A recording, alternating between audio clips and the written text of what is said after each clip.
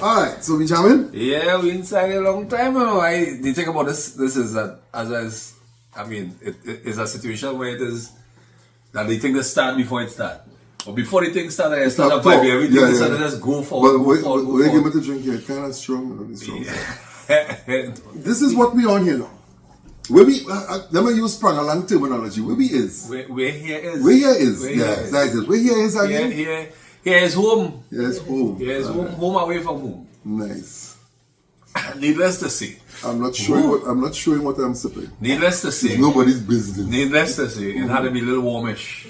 You had to warm up a little bit because where we're coming from right now is nowhere close to home.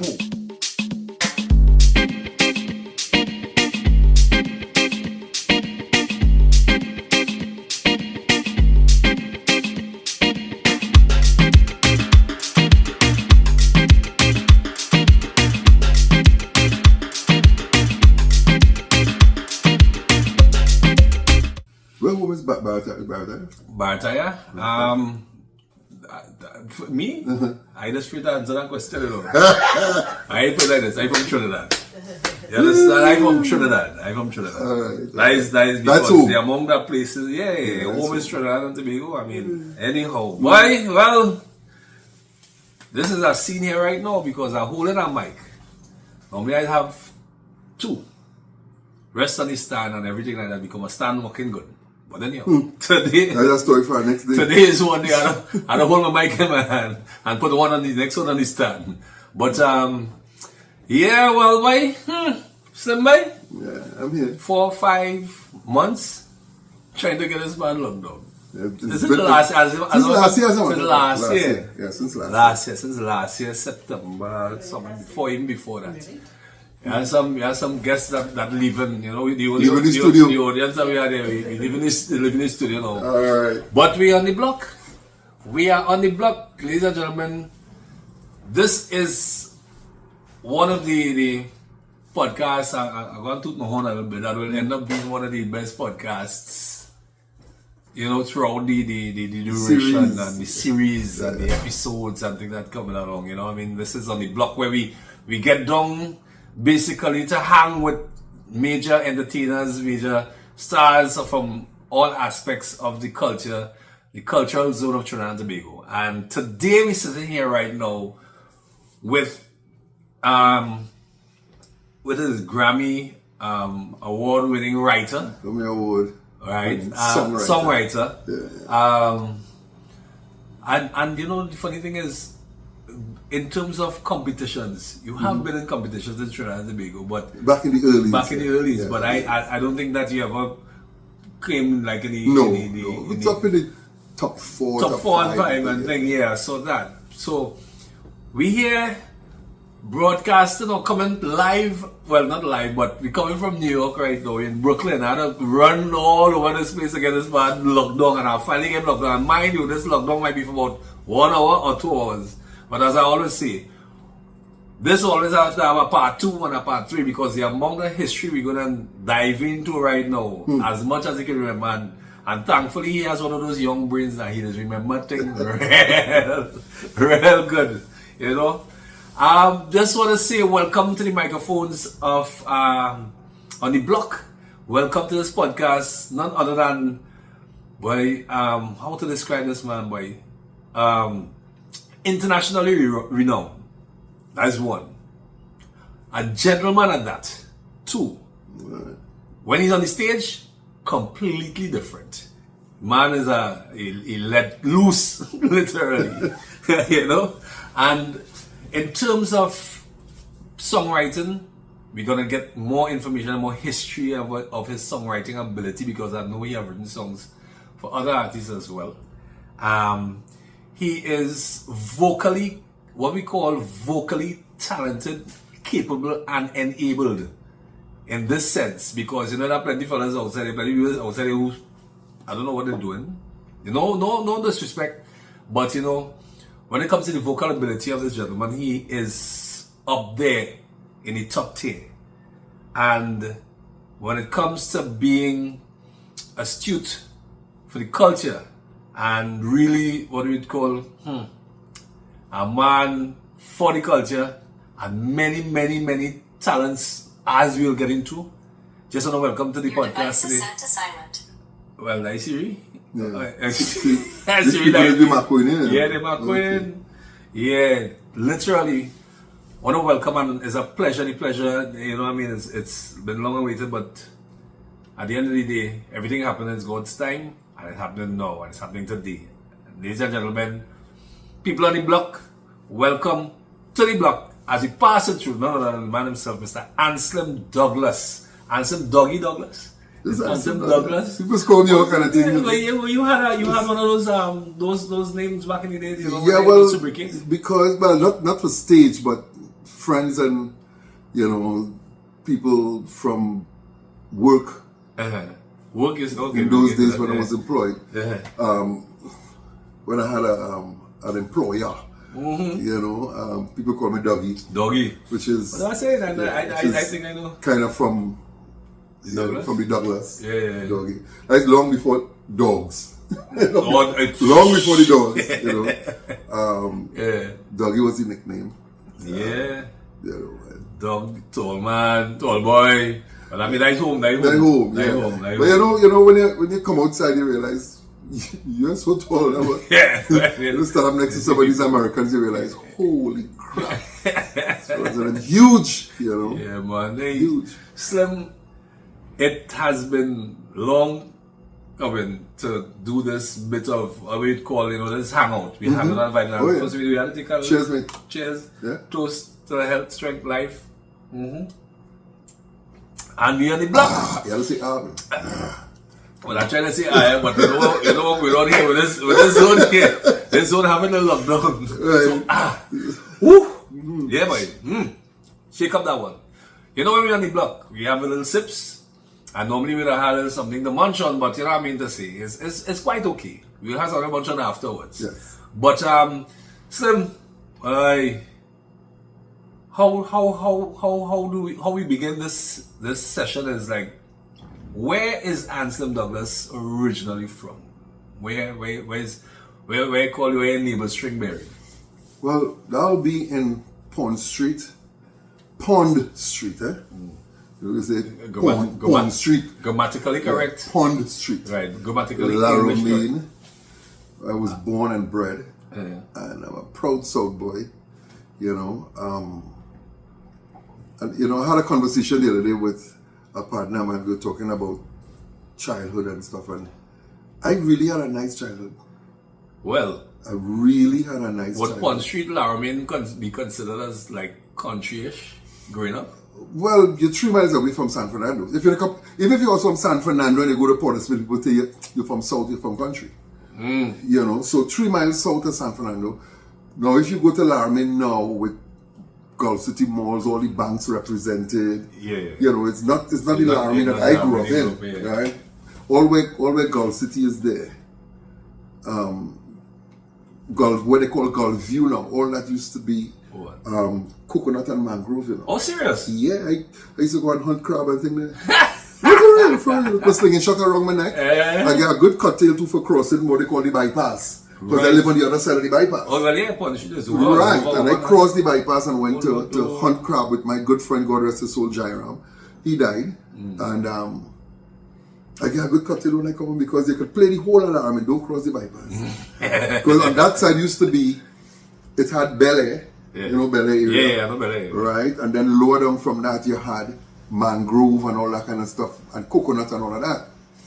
So all those are areas down there? The names of areas down there? Yeah, well, there wasn't. But Bel Air was an area, and a little lower down from Bel Air, if you're heading towards San Fernando area, that area was pretty much just coconut. And when you're going inside, it's crab running in the back there.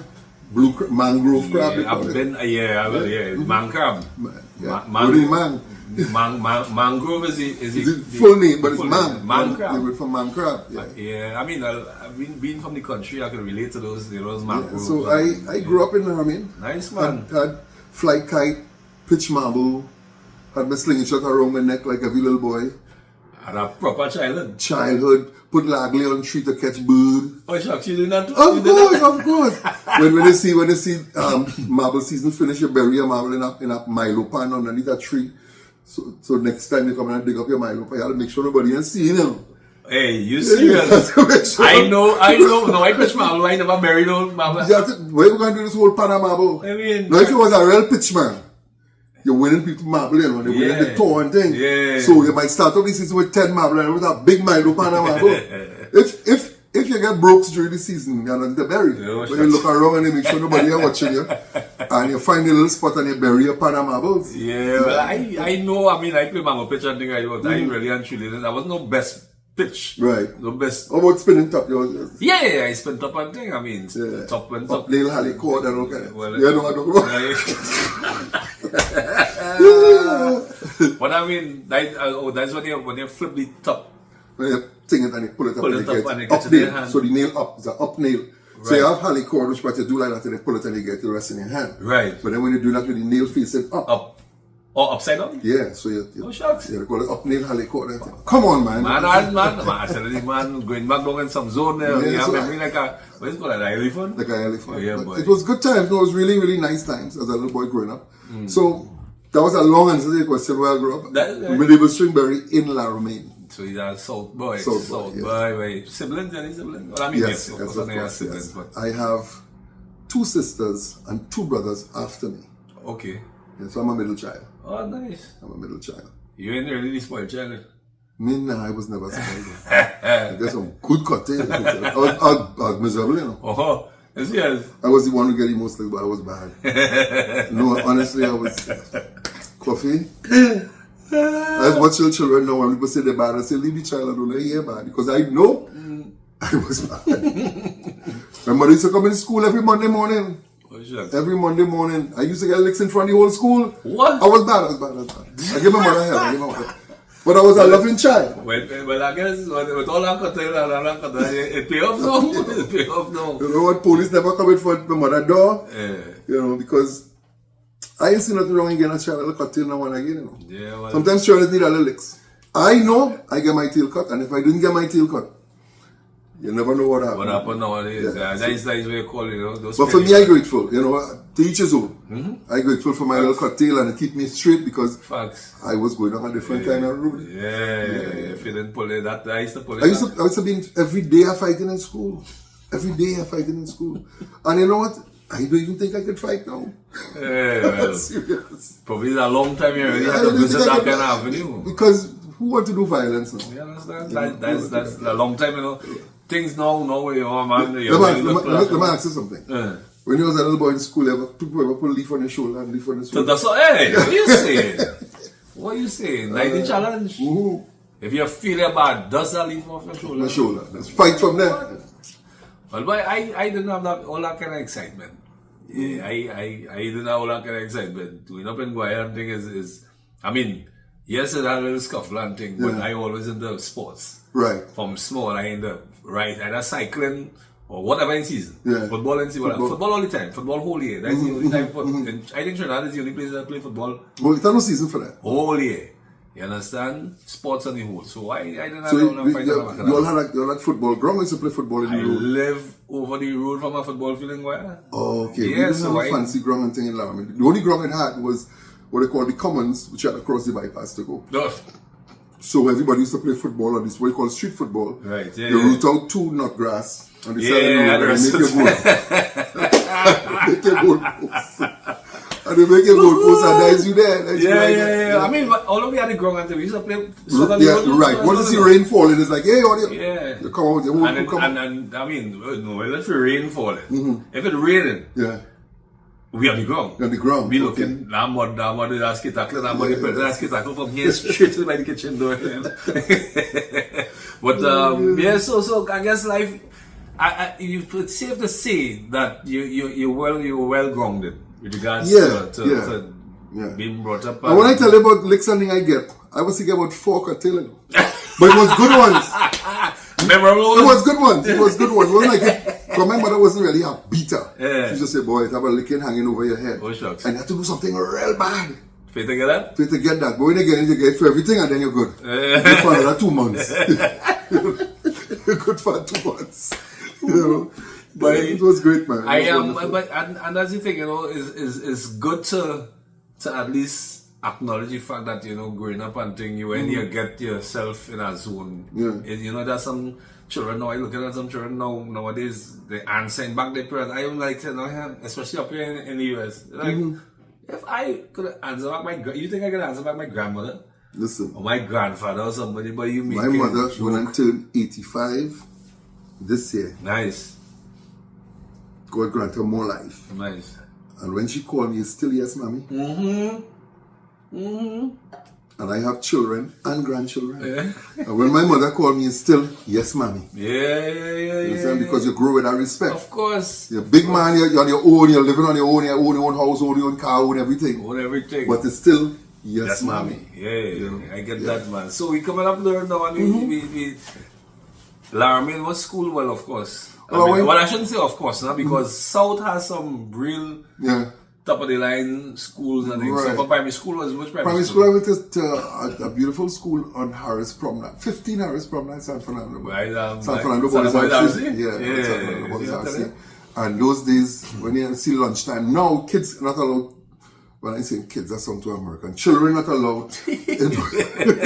Children not allowed to leave the school. But back then, when it's lunchtime, we used to run across the promenade, cut through the cemetery, and we by Irving Park. Oh yes. Right? And when you reach Irving Park now, you'll bounce up children from government school, from St. Paul's, some children from Grant School, and sometimes we used to have a little scuffle, And now boys like, that sounds like a clash. Yeah, this is a little scuffle and thing, but most times it was a peaceful thing. You take your swing, you take your slide, you do your seesaw, your merry-go-round and thing, and then by the time you look, it's time to cut back through the cemetery and head back to school, because late is not something you could have done. Late and wet back. And wet back. Nah. So you had to take off your shirt now and still fan it and all kind of thing, because you can't go in the class. Those were the days. We used to run. So, growing up in the country, right? Growing up in the country, when we had, so in the back of our school was forested area. It wasn't it wasn't jungle. It was jungle. It wasn't part of the jungle. You could go right behind the school and there's, they have an area where you play all the children playing, but then when they cross that border, there's jungle. So tractors used to go and pull log from up in the that kind of jungle. Yes, big man. But there was also a beehive. Somebody was honey and thing. And then there was also an area where it is now when you go up there, when bell ring, you can't hear the bell now. Oh, so you have to be. You are the average time. And back in the days, you had to watch on your hand. You're in primary school, you had to watch on your hand. Time in it. Listen, you're watching the sun. But it's time to go. You're watching the sun. And it doesn't know because sometimes. I find this guy energy. Yeah, and then also the places just get dead quiet. Yeah, you realize. And you know what's going on. When you busting come around the bush now, assembly outside in the yard. So you know what we're doing? Yeah. And I don't know for how, what you can do what you want. You can sneak in the line. You'll see it. And them teachers and them pulling you out one by one. Yeah. But again, having that sort of childhood, I mean, I just sorry, not even my children or whatever.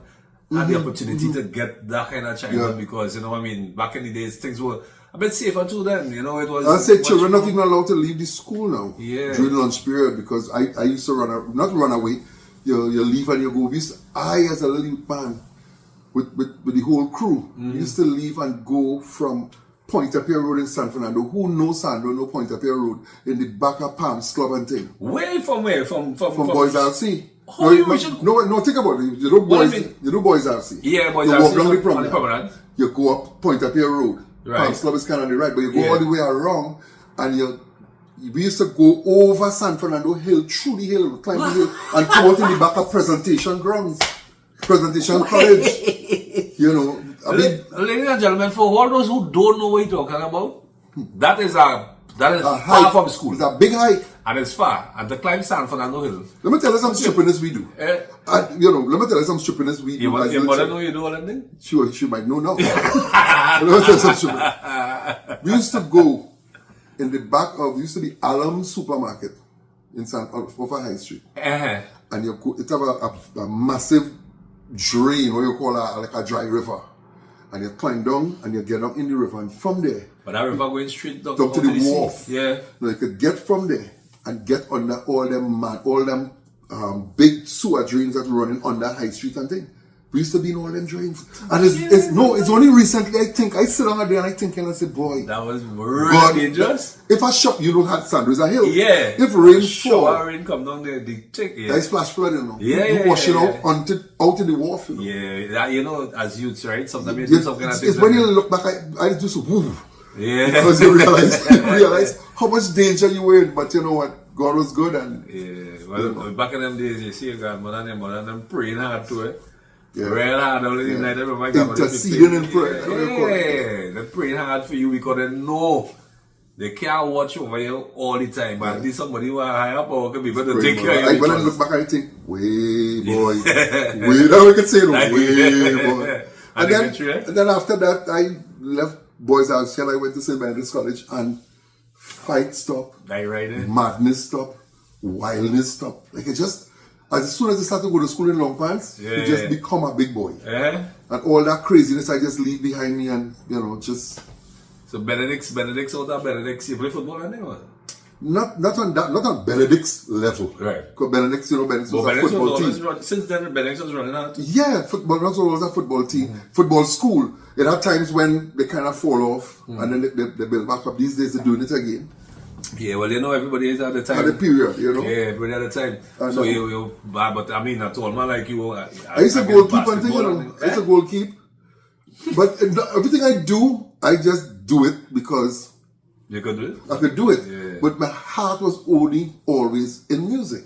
Right, so I'm going to get to that now because you passed through primary school, you passed through secondary school, and I'm going to ask you so the musical aspect of things now. Right. I mean, this is what we're here for. I mean, that's the new vibes on me on the block. Catch your vibes on the block, you know, but at the same time, how the music come about? Because I mean, I don't know your family all that well, but I know your family good enough. Pretty good. Yeah, but I don't know anybody else singing in the family. Right. So here's what happened. Back in the day, we had wooden floor that was vanished. Hardwood floor that was vanished. Oh yeah. You know what I'm talking about? Best material. You know? And the other hardwood floor that was vanished. You had to vanish it. Who go vanish it? Boy? There's two girls before me. So it's my work. It's my work. Yeah, you know, like automatic I go without saying. Yeah. You know? When a gal and a vanish come, you don't watch and say, so who vanished in the floor? You just know. Yeah, right? know. So on Sunday evening we used to have a thing with Dave Elcock Hit Parade. Right? That is what, 70s? Like 70s. Jesus Christ. Like 70s. Yeah. Early 70s. Early 70s, 70, 73, 74 in them times there. And the thing about it, back then, unlike now, you still hear soca during the year. But back then, soca was, or calypso, because soca wasn't even wrong, it was calypso, and that was seasonal. Because 12 o'clock, Carnival Tuesday night, it done. Facts. And my grandfather, my father's father, one time say, because he was staunch Catholic, that Grenadian man was trying to say, stop singing that damn thing in my house. And I can imagine one of them heavy voices. Because I doing my dishes. I washing the wares, as we say. Yeah. You know, I come from school as a Benedict, and I was staying on and I washing some, and I can't help it because I hear calypso all the time, whole season. And this was Laramie too? No, this is old Puch I go on. This is spend a little time, you know, you get a little break, Easter break or whatever. Carnival now. So I down there and I washing. And you singing? And I singing. Some kind of, what's the Lord Shorty? Not even Ras Shorty, Lord Shorty. Or one of them fellas and them and I sing. He says, I'm singing that damn thing in my house. It's Lent. The Grenadian twang. It was fun though. But coming back to the music, how it started. Back then, you had your radio. You had a radiogram. And Sunday evening, you're on your radio and you're listening to Dave Elcock Hit Parade. That was what, 610? 610 Action Radio. Hey, History 101. 610 Action Radio. History 101. Because you had Radio 70 and Radio 610, and sometimes you used to get Radio Antilles. Radio 730. 730. Yeah, That's correct, 730. That was Ready Fusion? I think that was No, Ready Fusion was a different radio. No, Ready Fusion was, well, I mean, that was, well, for my knowledge, I think that was Ready Fusion.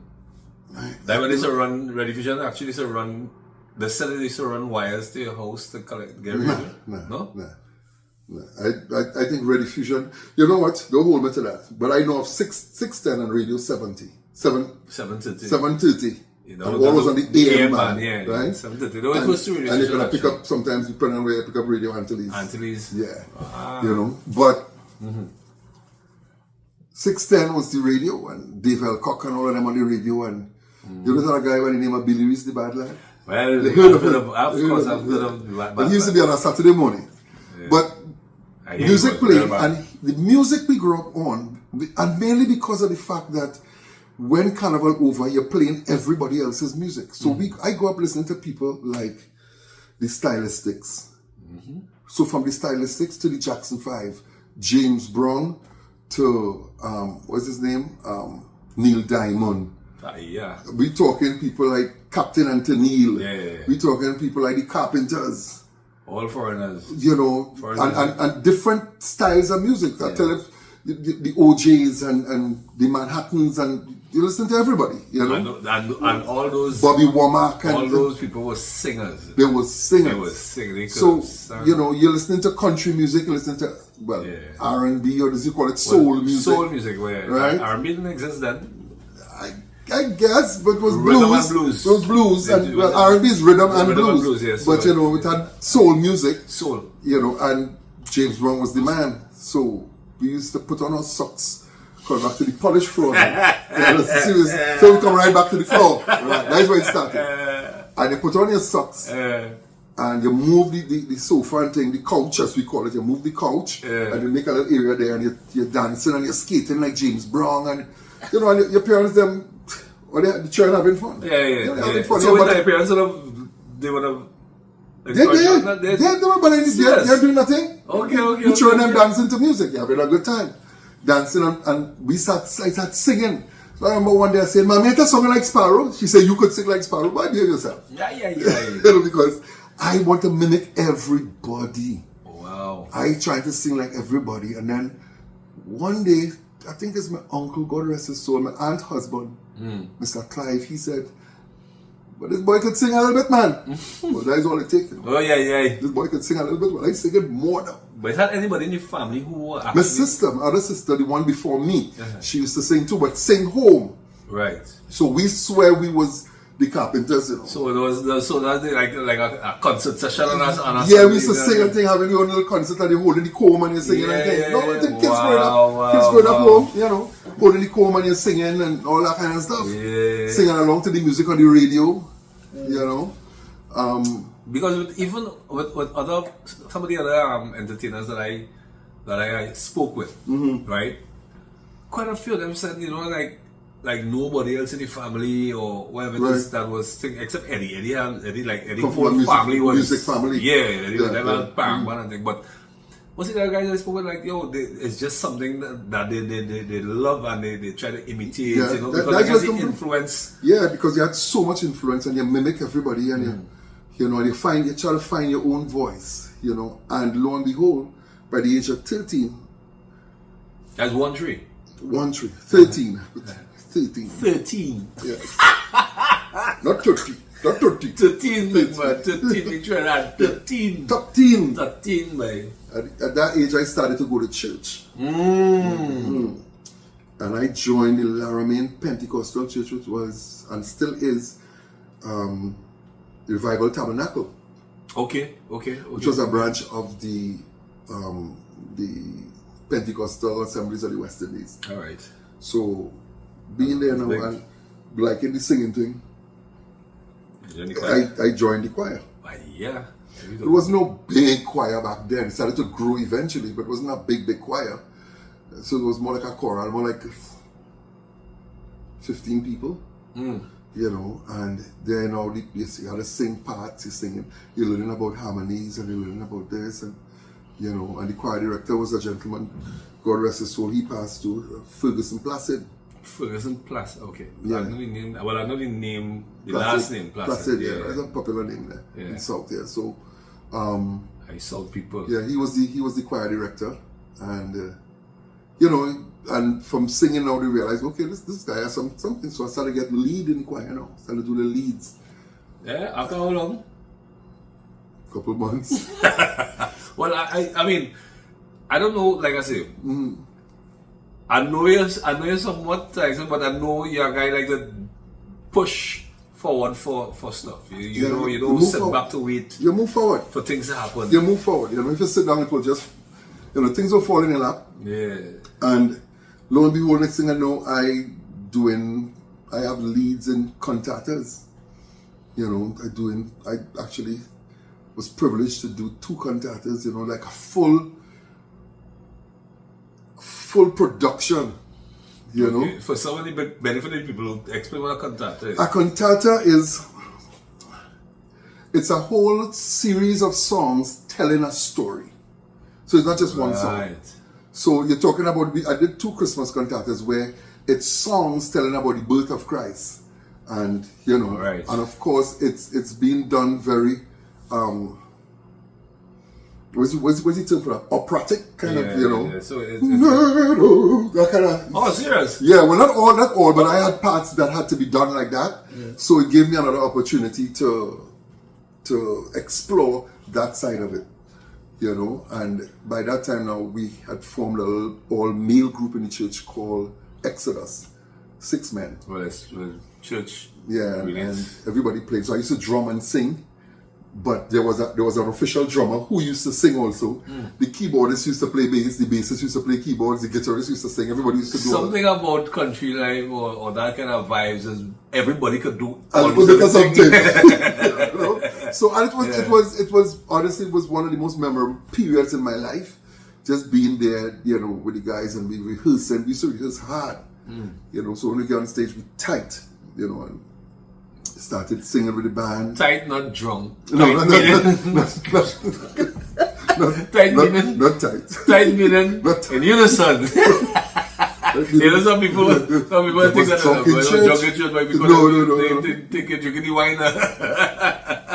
Drinking the communion wine. You know, but that was a good time. It was a really nice time, and of course, as time went on, I got exposed to pub life. How?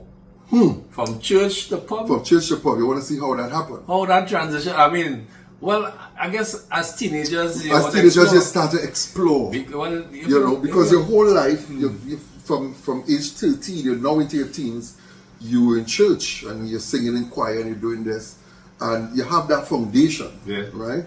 But you want to be able to try and get that. Explore other avenues. You're curious. You're curious. You want to explore other avenues. And lo and behold, the devil is a busy man. I know it. I'm not good at it. The devil. You're in church. Good. Yeah. Good. You're in church. Singing and clapping and the devil come and chip in. You could sing out there, make money. It's sad, but it's true. It's talking facts. And you wouldn't believe, I end up singing with that guy. Some people might know him. Now here where I moved from him. From church. At what age? 17? I could have been about 16, 17. And this time you finished school? I'm still in school. Oh, you went up at 6 something? No, I'm 16. School is usually finish school around 17, you know. Well, yeah, so I finished it earlier. You're that right, boy? No. You get skip. There's skip. Time of the year. There's time of the year. So I was 16 years old, and here's the thing. I can't remember how I get hooked up with this brother, but I get hooked up, and when I call his name, you're gonna know who I'm talking about. I get hooked up with a brother called Body Love. I asked South, man. That's South, man. Yeah. He was a DJ? No, Body Love was a man who used to do limbo. Okay. He used to do limbo, so he had 2-3 little half-naked girl in bikini and thing, holding a flambeau for him, and he... I don't want to know how he get pulled. I said, in hindsight, you say, but how? I I hook up with Body Love. And Body Love, he put it on a whole show. Okay. So you have people doing limbo, you have singers, you have a band, and it's a full production he put it on. And I am part of the production. I doing songs now, but the songs I doing is not soca songs. I didn't know nothing about soca. I didn't know. I only know soca for carnival when you sing. Well, that time 17 years old, that's 80s already? That's 80s now. Yeah. Early 80s. Really, because soca was just soca, the word soca, the would have been new. No, yeah. Yeah. So the songs I singing would have been songs like the Commodores. But I know what I'm asking, but what kind of song you sing? If you're doing limbo. No, he doing his limbo. The whole package show he doing. So he bring you on as an artist. An artist in his package, you know. So I doing things like the Commodore. He had a team that used to move with. Nice. You know, so I become part of the team and I doing Commodores, song Lionel Richie and all that kind of stuff. I maybe 2 or 3 songs, you know. Yeah. But again, my beak wet, as the people say. I get my beak wet and move on from there until. Already getting a foot wet. Take a taste. Yeah, take a taste. Yeah, beak wet, you know. So, and from there, I end up hooking up with Kenny J. Really? Kenny J. and his brother Vincent Joseph. Kenny J, God rest his soul. Vincent Joseph, who living in Toronto years now. Francis Prime saxophonist. Yeah. All of us, we used to be in a band and we played in all them little pubs. 18 Carat and thing all around San Fernando. No, when I move away from Body Love. Yeah, because Body Love used to be in some kind of shady places too. I ain't knocking it. I was there. It's all part of the experience. It's part of the journey, sorry. I was there, you know, but because I had the foundation of churchillness still, and Body Love used to be in some kind of places that, you know, your head was on your shoulders. Yeah, questionable. Yeah. No drugs or nothing like that, you know. Yeah, it's just. Yeah, I understand. Those kinds of clubs. I understand. Gentlemen clubs and things. Yeah, you know, so. Yeah. Being a gentleman's club. Nothing wrong with that. It is what it is. But I kind of moved away from that and started with them, and then. Before you know it. So how you link up with Kenny J? You remember? I don't even, you know, music is just bringing you into certain rooms and you meet people and, you know, and you might go and hang out at night and you see a band and you say, hey, let me sing a tune with all that way. You know, that kind of way. Yeah. And that's what happened. You know how that happened? I don't remember. Our brother, he and all died. They used to call him Bernal C. Bernal C used to sing little calypso and thing around. And his name was now getting popular in the calypso world and things. But back then, Bernal C started to put on little shows around San Fernando. And he's a Pond Street boy too, or was. And Bernal C called me and told me, hey, and that is how I get hooked up with them. Right. So he was the guy that kind of make me move from. No, he didn't have no band, but he told me that there's this thing, and he hired them for his show. Right. And I got hooked up with them. Right. And Good. we started doing a little performance, and it was really nice. And out of there now. So let's sing though. We're singing everything. A band singing everything, any hit song we have. But was more of the foreign side still? Yeah, still more of the foreign side. Because I'll get a story just now as we go along the thing. Now, somewhere in the mix there, I decided, you know what? Finish school, you're doing nothing. Apply for the Coast Guard. Because I had to, I had to get a job. Because what you singing and pain. So with that, so it was pain. It was getting something. How many times you just get enough money for passage? Oh Jesus! You might get $50 or something. It wasn't no money. But again, it's part of the journey. You're a young man. But did you know at that point in time what you wanted to do? Yeah, from this height. From baby, I knew stage is what I want. But you can't, back days, you can't tell your parents that is what you want to be. I want to be an entertainer. You get an enter belt. You know?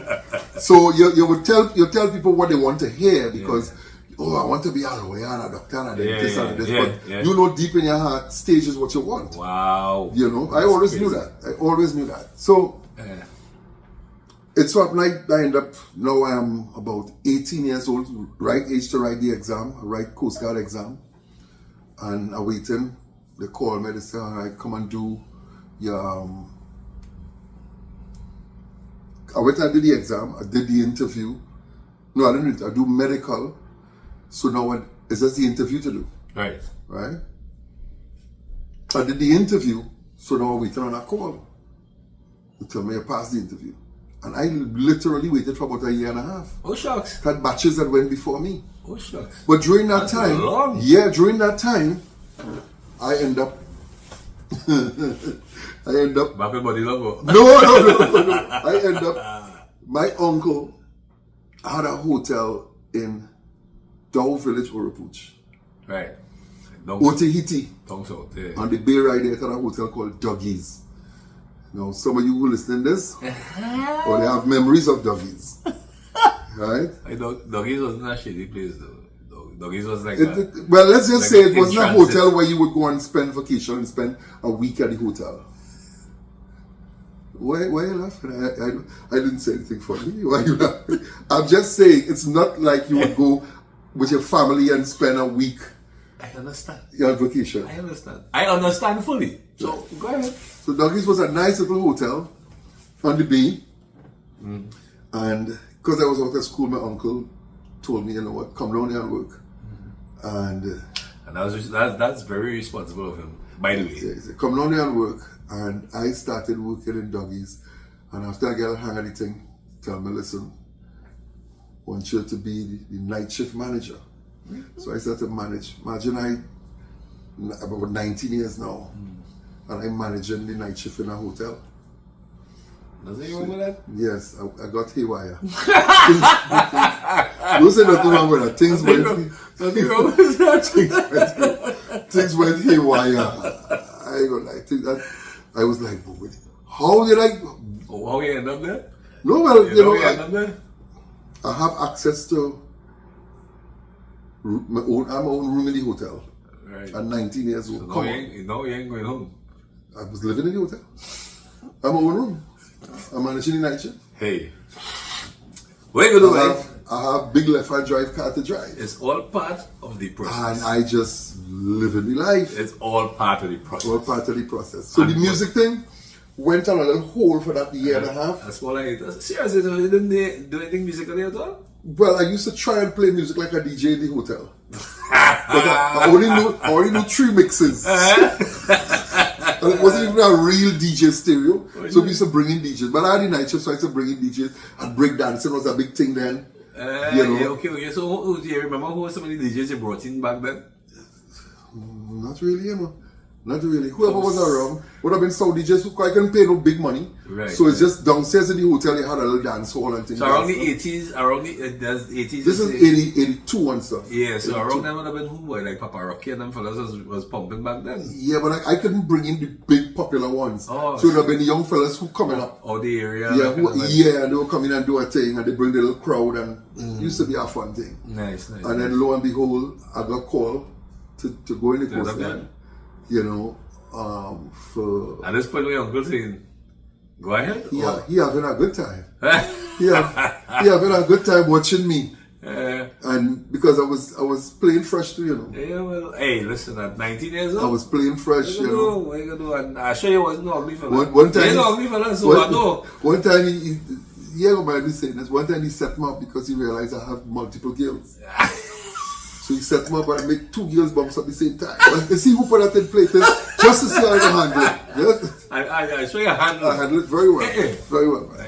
But that was the bad bit then. That was like not bad. It's all part of the process. All right. That's part of the process. That's the key word today. Yeah, all part of the process. So, jumping in the Coast Guard, and here I am, working now, train, pass out, I'm a batch and everything, and I'm working now. But I'm always singing. I'm commonly singing, sailor. I singing all day, I do my work, I singing. And lo and behold, the commanding officer send and call me, you know. And I march in the office and thing, and Mr. Kelshaw, he say, You like to sing, sailor? I say, yes, sir. He said, I get you some civilian clothes. What? Go to civilian clothes. I sit down in one CG1, you know. The top brass? One CG1. What is this? And I go on to, he pull up. Where did he pull up? Second Image band room. Because Trisha Kelshaw, his daughter, used to sing with Second Image. If you remember. But I was not going to say, but I was just going to ask you, what was his name? Kelshaw. Yeah, Kelshaw, yeah. So I reached there now, and Second Image, you're saying? Second Image. This is what? But it's top brass band in yeah, well, I mean, top Second band, Image at the time, that Big was band. 80, what? That was 82? 83 around there. 83. No, this is 80, 85, 86 now. Oh, 85, 86, yeah. Well, I mean, they spent a year and a half. No, Alright, good. because I joined the Coast Guard in 84. 84. Okay. Right? Alright. So, just as I turned 20, I joined the Coast Guard. Just as I turned, no to my teens, I joined the Coast Guard. And, you know, Mr. Kelshaw take me there. And I do, well, by that time now, I started to familiarize myself with soca music, you know. I ain't really sing because I get no opportunity to get on stage with it yet. And I jump on with Second Image and they say, well, let me hear what you can do. I sing a verse and a chorus and they say, okay, I got the job. What? Verse and chorus, I get the job. So they say, you can rehearse tomorrow. I say, I had to check my schedule to see how I'm working. Check your schedule. They say, working. What? Say, They didn't know you was working? No, they just think Kelshaw brought me there. Oh, wow. He didn't tell him this one of my boys. Oh, wow. You know. But I got the job and You I get fired the same day. The fire from, you mean from Second Image? Yeah, I get the job. Oh. I I don't understand. But I'm not going to ask you. I get the job and I get fired the same day. I don't want to ask you, but wait, hold on. You're allowed to do that as being part of the military? Yeah, because externally that is. Because I'll tell you how it went. During that time now, let me tell you what happened. I did it with I auditioned with Second Image, get the job, lost the job, same time. My I'm gonna get political. My little stunt with Second Image was shorter than young. I had to just it was right there. I had to pick it. Hey, I had to pick it. It was right there. I couldn't help it. And right when you pick it up. Sorry. But between that one and the next one. Who? Eh? Who's that one? Who was Commissioner of Police? Oh, well, it was right for the picking. So, but as we say, it's all in the process. It's all part of the process. Right. So, sorry, excuse me. Yeah. So I get that job and I lose it right away. I beat Stuart. You believe I go down by taxi? Robin Imamsha. And Lucas and them? That is taxi. Robin Imamsha, Colin Lucas. What was the girl used to sing with them boy? Oh gosh. That's 80s you're talking about. Taxi. Oh gosh, Johnny, you come inside at this party. Oh gosh, you should remember the girl name. Listen, right? I do. But you know, he's got brain fog. You got brain fog. But I see the person now, it's not Ella. Anyways. When I start, Robin watch me so. He say, here what, man? And he smoking his cigarette, He say, here what, man? You're singing too much. You sing air. Because I'm singing soca. Because I come from choir. You come from that. You come from singing? You come from singing. So you say you're singing it too much. You say I have an amazing voice, but you're singing it too much. Shorten it now. Shorten it. So as he tell me that, I understood exactly, because when you come from choir, you have that discipline. When the choir director tell you so and so and so, you're 40. You can't take 6 months to learn what he's telling you. Yeah. You have to learn it right away. So I just shorten it up and make it more choppy, short and sharp. And he said, that is it right there. And so doing and they train you to unsing? Well, it wasn't unsinging, a different style of singing. Don't dismiss Soca.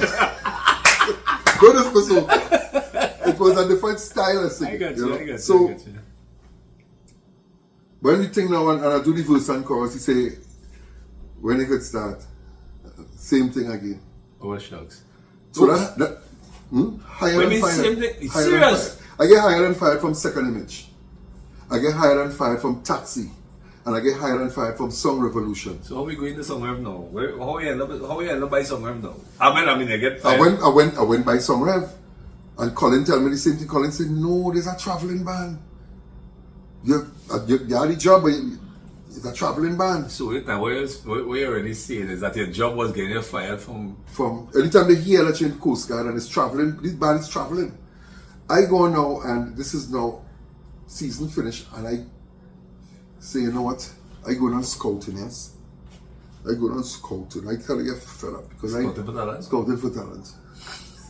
So I go on scouting. That's a big play though. Yeah, I go on scouting for talent. And with my first audition, What song is it? a James Ingram, Just Once. Jesus, guys. Well, I mean, singing is in and part of you.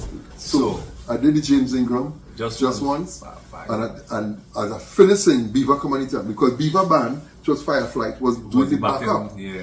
And Beaver tell me, listen, I don't know where you're going to reach in this competition, but as soon as the competition is over, you have a job with Fireflight.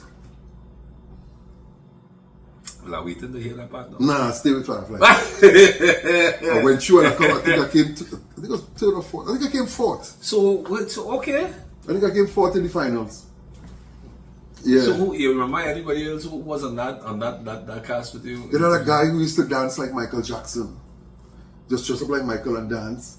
The girl who came first, Dress up like, well, I mean, he used to that's the 80s you're talking about, yes. Right. So that can't be Andy Stevenson. I mean, But he ended up in police, I think. He ended up being a policeman.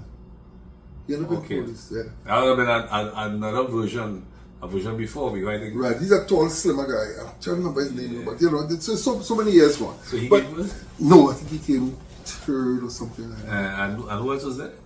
Remember? Because this is some serious, this is some juicy information. I mean, Scott, that particular show would have spawned some what we call entertainers who actually went on to becoming Francis Prime, Yeah. saxophonist. Tell a lot of them, you know. But I'll come back to some names for you. Because again, a brain fart. Yeah, brain fart. It's good, a brain fart. So, from Fireflight, I was there for about 2 seasons, and that was it. Carnival, this carnival. Yeah, kind of 2 carnival seasons. But Fireflight wasn't just. There wasn't traveling at that time again. But not only that, but Fireflight wasn't just a carnival band. No, carnival. Fireflight used to travel, like big time travel. But so they were. So in other words, they were early 80s kind of. Early 80s. So when I came in, they were kind of on the way fading out. Phasing out. Yeah, okay. phasing out. You know, but was Ajala part of that? Ajala was part of that. When you were there? Yeah, me and Ajala shared the stage. Me and a guy by the name of Alan Welch. Alan Welch died. Yeah, I heard, Yeah. he died. Was it He died COVID? a few years ago. Was it COVID? I think. You know, night before COVID, Before he died. COVID? Yeah. But Ajala was there. I was there. He was on the Beatle? Alan Welch. I think somebody was. Lafontaine. Somebody was telling me in one of the It was interviews. one humble guy, man. One of the interviews, I can't remember which one, but they were still talking about Alan Welch. He was, as you say, he was real. Humble guy, Yeah. but just mellow, you know. But anyways, so Alan, he came and he passed, and Firefly came and it ran its course, you know, and everybody Right. kind of went their way. And it was coming near to the end now of my 6-year contract with the Coast Guard, and I was like, So wait now, so Coast Guard, well, I mean, at that time they would have given you a contract. oh no, the military's contract. So people, okay, cool. When you go through the whole process and you've been accepted, you have a contract to sign, you know. Right. I want to tell you, you signed to dead. Okay. You signed to die, you signed to give your life for your country and all that kind of thing. Right. But anyways, I don't think that is not the same with the police service though. Well, because I know even with Coast Guard, I mean, they go up to what, 45? Well, you could, or if 50, you if stay in the it is, yeah. ranks, if you stay in the ranks, Yeah. you could do 32 years service or leave at 50, whichever one comes first. because you could join at 18. Yeah. But you can't go above 50. Oh, you. So you could do 32 years service or 50, whichever one comes first. Right. So you spent 6. I spent 6 years. I gave them 6 years service, and I said that was it. You went to fully into entertaining. Did you? Let me use a Trump word here. Cut out that. Funnily. Funnily? No, but funnily,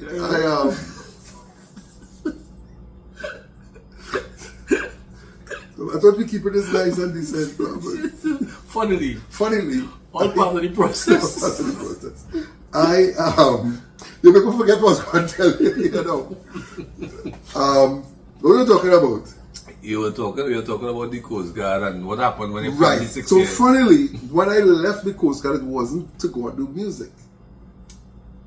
No, because at that time now. No, but you were in Fireflies at that time. No, Firefly fade out. No, but I'm saying while you were in the Coast Guard, you were in Fireflies. So right. you had a bad experience and everything. So right. But when I left now, I realized, because I knew the kind of money I was making in band, it wasn't enough. And by that time now, I had wife and children, Oh, whoa. Yeah, okay. yeah. All that happened in that space there. Okay. We're not going to get the whole life story to take the whole time. Yeah. So by that time, I had wife and children and all kind of things. So at that point, for money. right. So I'm thinking of the contract coming to an end, and I think about life. I think about life now. After life. So I didn't stay though. Because Coast Guard, I wanted to do music, but Coast Guard wasn't, and I knew from the auditions that I did, I could do it. I get accepted from big bands. Big bands, the biggest in the industry at the time. At the time, so it's like, what you really want to do? You want to do this full time? Because these bands traveling, they could make US money, you come back home, you could live. Well, that's so, at least so you thought. Well, the thing is, I'm thinking now, if I leave the job, I have a wife and children to mind, I gotta leave them. So I say, you know what? I talk it over with my wife then. She say, you know what? Follow your dream, Follow your dream. And I say, all right. So on the 15th of October 1990, I strike off. And 15th of October. So you went through the attempted coup, yeah. The attempted coup. Being politically correct. Yeah, the attempted coup. We never had a coup. Yeah, they attempted it and it didn't really work. So you was on duty. Yeah, I want to say, I saw Mackie, man. I saw war. You saw Not plenty many I saw war, man. I saw war. Yeah, that's it. Not anybody with boat full of fridge and stove and TV. Listen now, man. Tongue was a mess. It went crazy. I mean, that was that. We laugh about it now. Is what over 30 years. But it's 1990. Yeah, 1990. So in 2025. That's 25 years. What, 35 years? Yeah. But I mean, it was not laughing matter then. Yeah. It was something goddamn serious. 35 years, just about. Yeah. Yeah. So what came and happened? What had happened was. Funnily.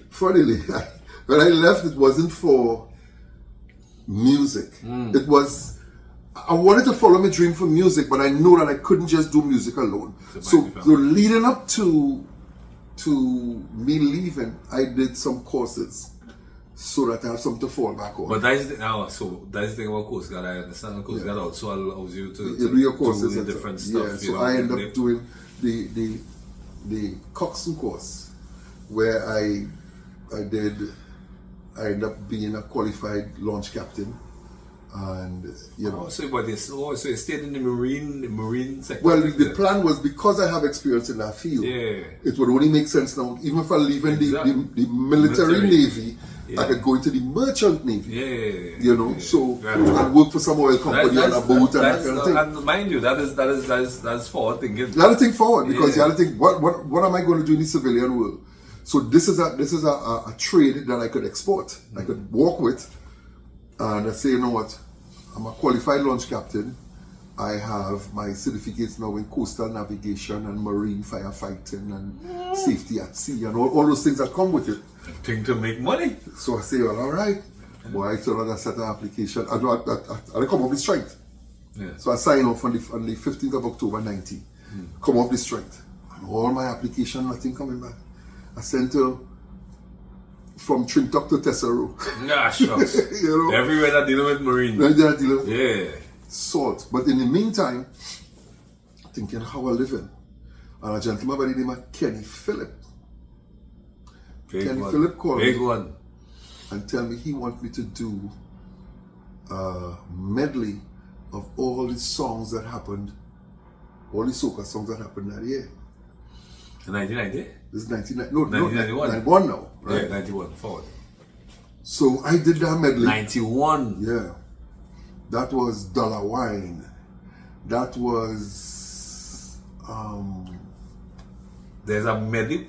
Wait, hold on. yeah, the medley is called KP Sunshine Band.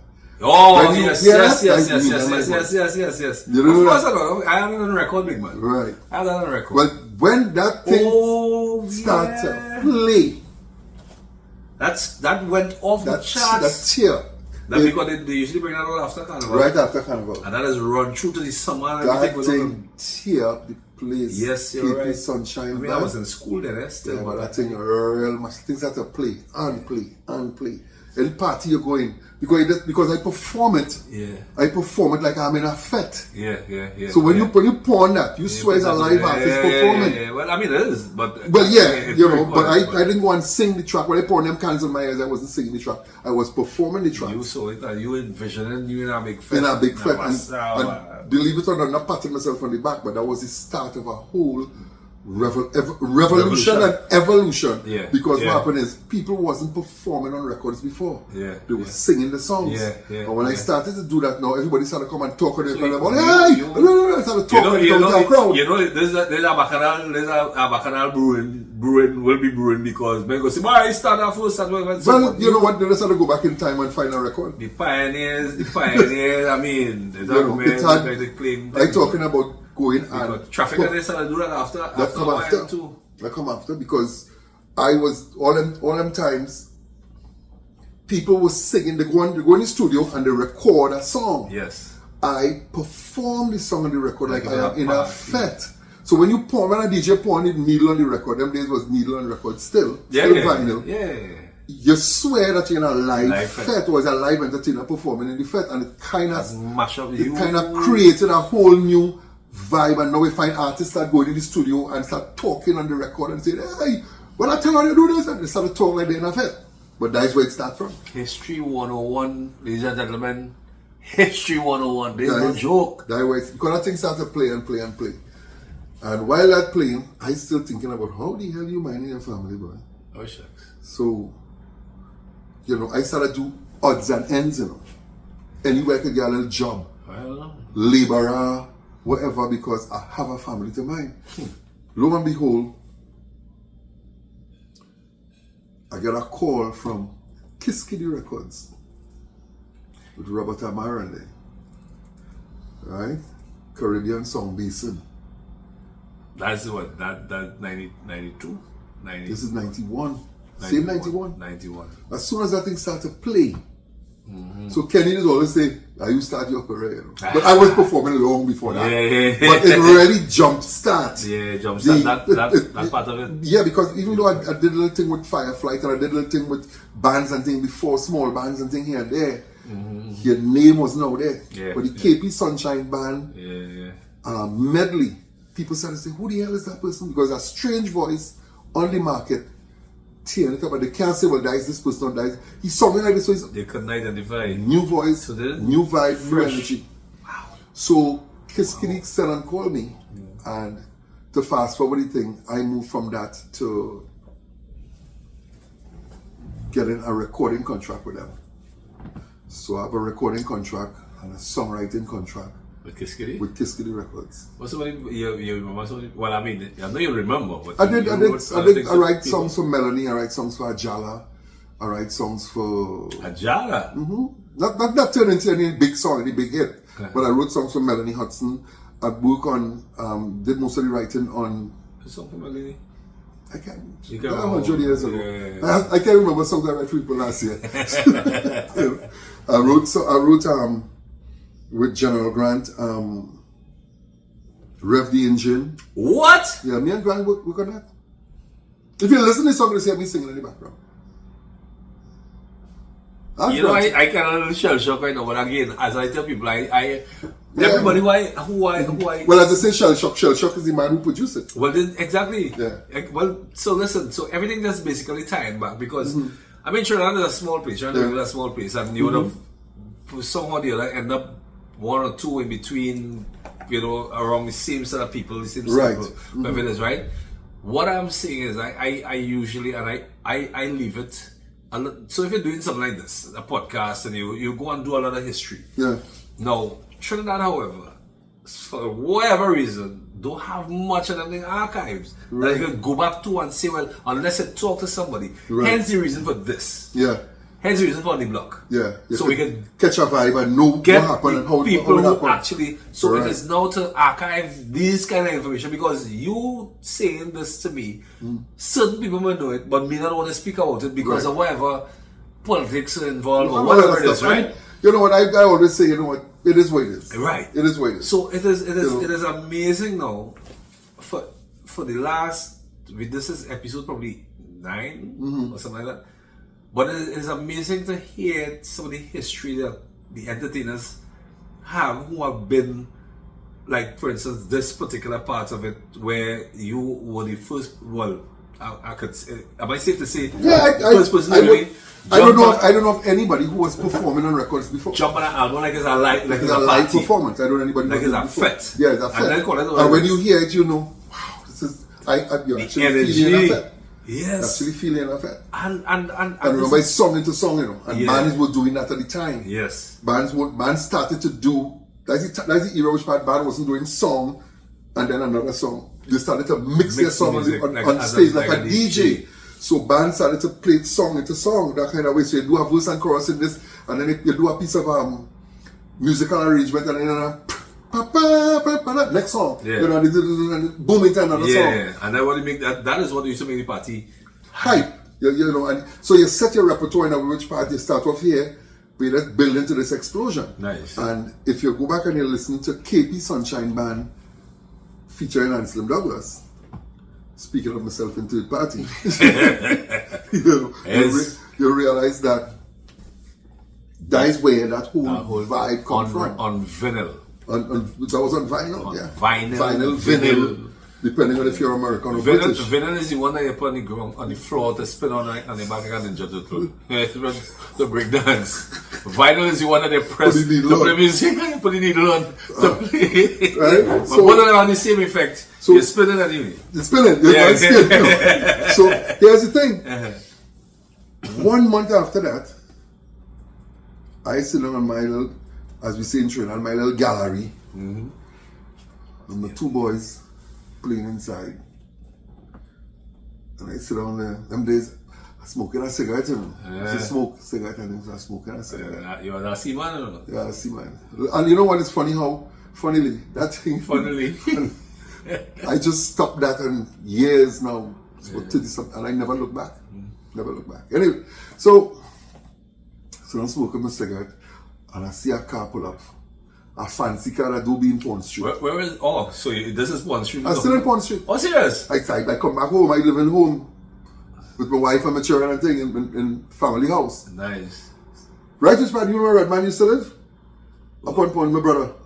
Where he used to live? Yeah, not the house you come in. Oh, up the hill. Up the hill. Oh, right. I was living there. Oh, also okay. Yeah, Gotcha. So he, I see this fancy car pull up.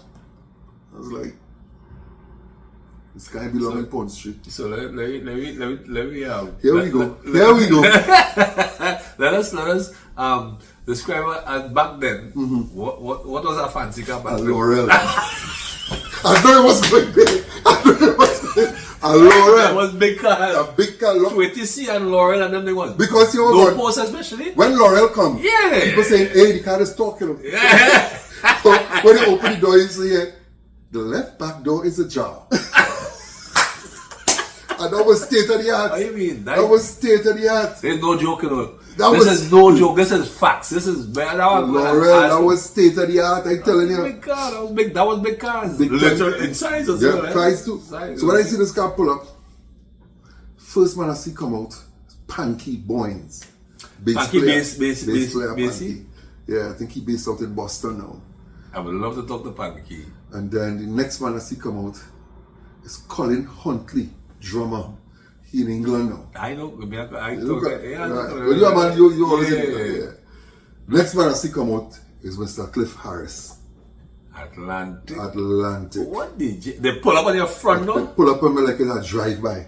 Jesus! But I mean, Portugal there, so it must have a drive by. I hope they know what I was getting into it. So they pull up. I see Panky walking up the step. But you have known them? I of course I knew them. I was in Firefly. Right. So wait now, so The Atlantic was not wrong in Firefly, but I know Panky from playing in Callian. I think he used to play with. He used to play bass in Callian. Oh, shucks. Remember a band called Callian? Of course I know Callian, yeah. Callian used to play with, I think.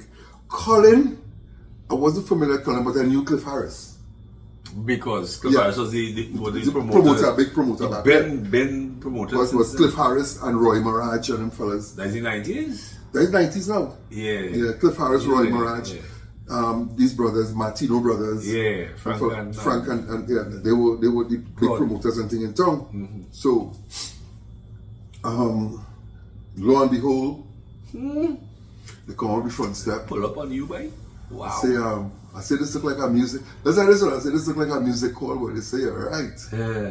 They say, well, KV Charles, Nolly Charles, Of course. left the band, and we're looking for a lead vocalist. They're wondering if you're available. I say, hell yeah, I'm available. You ain't giving that thought, sir? No, music. I'm looking for what, boy?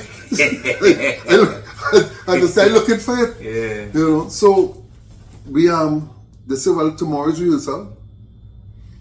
I say, all right, give me the address in St. James. That is up on between George Cabral and on that cross street there? Or no? Nah, this is south side, you know. If you go on the South southern side. main road. If you're on the southern main road. Big man. Western Main Road. No, if you're in Western Main Road, Lord. I say southern main road. If you're in the Western Main Road, Yeah. it's on the left, it's on the south side. That's what The confused. Savory Cemetery. Right. Yes. Yes. Yeah. So Atlantic Band was in St. James? in St. James, yeah. Okay. I didn't know that. Yeah. In the 90s. Steve had a business, Steve had a shop. And the band room was in the back of the shop. Who's Steve? Steve Silly. Steve Silly had a shop. Steve, I suppose no. Steve was in Atlantic? Steve was the man in Atlantic. Yes. Steve Silly, right? So when I reach in there now, I say, well, what tunes you know? Wow. God, here we go again.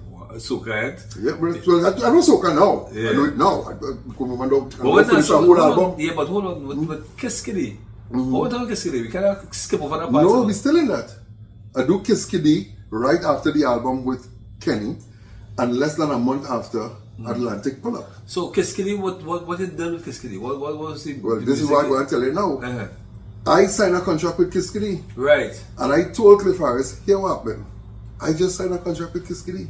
He said, don't worry yourself now, man. So he talked to Robert? Robert, Uh-huh. and Robert said, go ahead. So I was recorded on 2 labels at the same time. The Kiss Kitty and JW label.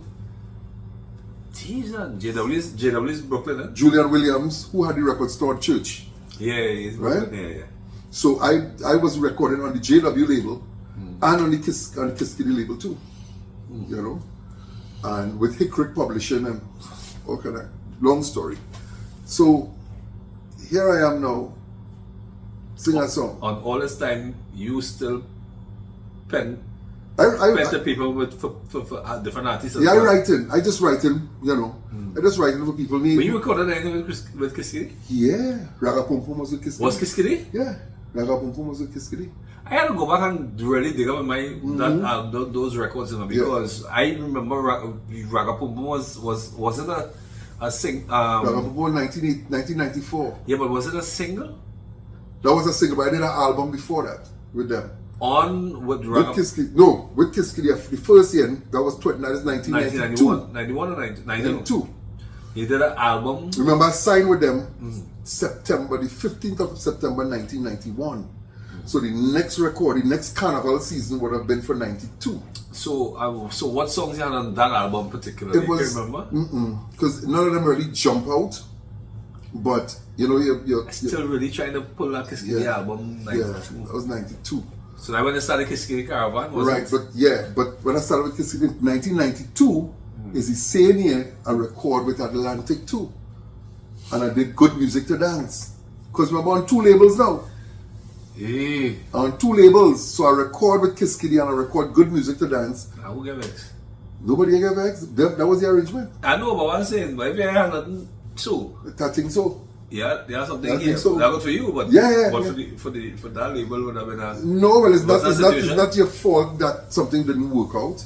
Okay, And then the gotcha. following year, with Kiskili, I had a song called Rock Back on It. If you're feeling sweet, rock back on it. That was with Kiskili. Oh, damn. So far That was back a what? big song, That was a too. big song. That was right? a very big Yeah, song. Rock back on it. Yeah.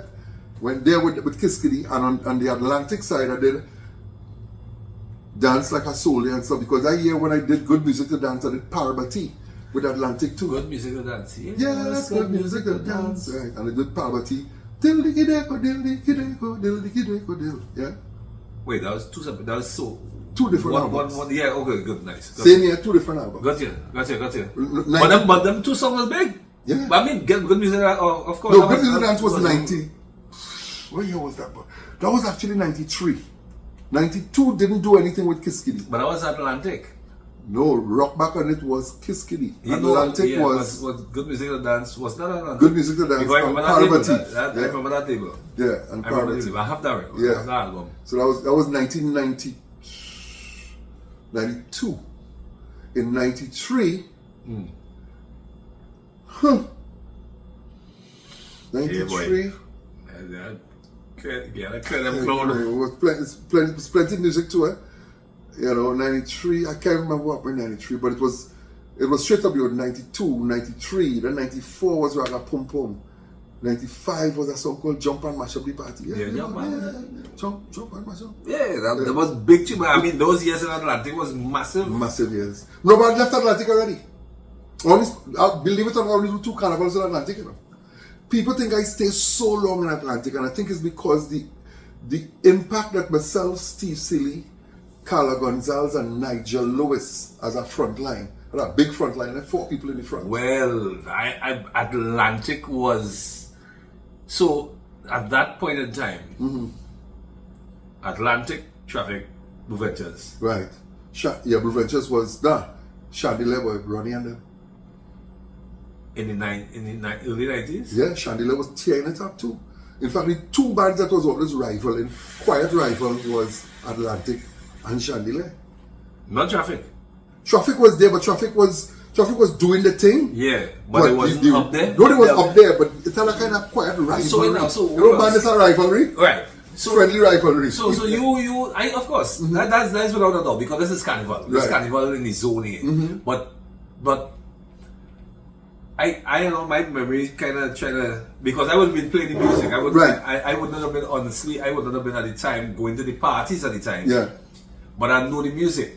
But probably what happened to me is that I got the music when I started and officially started playing as a DJ in 1996, around there. But I often say, my introduction to DJing on a real level was through Audio Basics. Right. Yeah. Wasn't even production songs. Production song was Right? the band in all 3 parties. Yeah. This is what I'm saying. So like Fire Fett and Fire Wassa and all the big Flower Mills. Yeah. You name it. Yeah. Well, I went Clifford for Florence, I think back then. Now Soca by Silos. Yeah. In them days. So my thing is the songs, honestly, although they came out before, Yeah.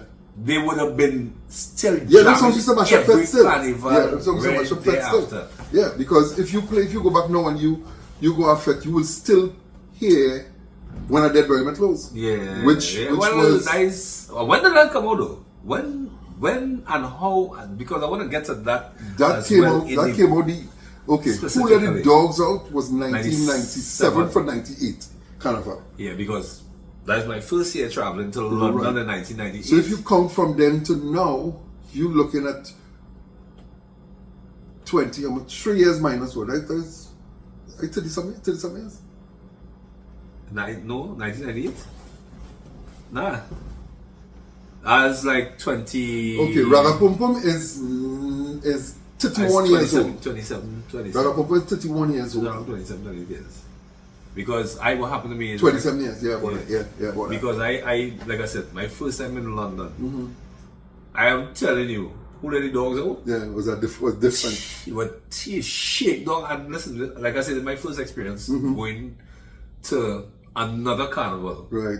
Outside of Trinidad. Outside of Trinidad and Tobago carnival. This is my first time even jumping on a plane to fly outside of Caribbean. Tobago. Outside of Tobago. Alright, I like that. You understand? Outside of Tobago. How many drinks looking at? We drinks fine. But drinks you fine, gotta but pause. get pause. You Pause. don't pause on the podcast. You just let you run. Alright. We will get drinks.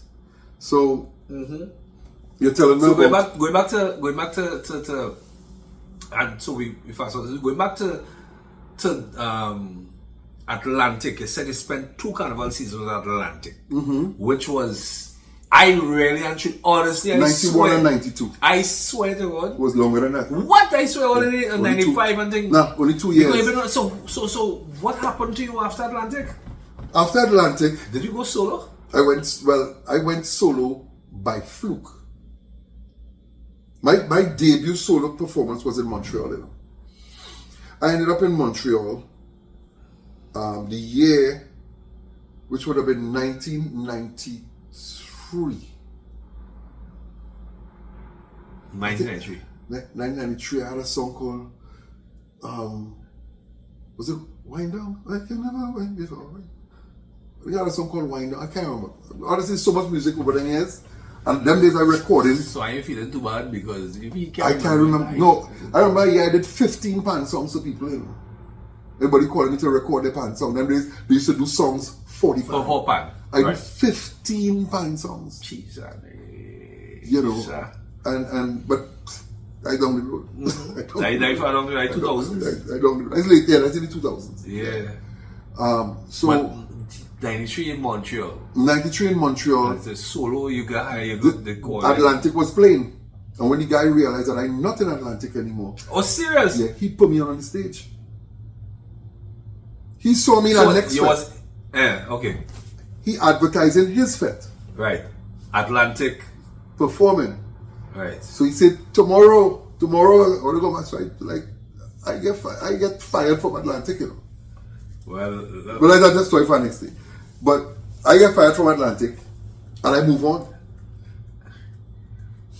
Well, you know what? In every company, sometimes people just want to tote and take things personal. In every company, people have reshuffling. right. And there was a reshuffling because the look on stage was changing. Ah. Atlantic was a clean cut band. Right. Those days bands used to dress to go on stage. Well, yeah. Facts. Bands used to dress to go on Facts. stage. Facts. And what was happening, the thing was changing with man running around and saying the 3/4 pants and construction boots. That was So the thing started to change, and I believe Cliff being the businessman that he is, He decided to he didn't know change what the to change that front line. So wait now. So that's the year you and Steve And left? Steve was still in the band but playing a more administrative role. But he would go on stage every now and again. Ah. You know? So who when was the in front? That when the was band- Tony and was it? I was Tony Prescott, Zoom. Remember Zoom? Anthony Zoom Salou? Zoom, yeah, Zoom. What? Yeah. Atlantic? Zoom was in Atlantic for a while. How? Maybe now. I don't. She's just. That is what I mean. Like I say, Right. at that time, honestly, I was in school still. Like Right. 90, the early So you're 90s. supposed to call me Mr. Anslem.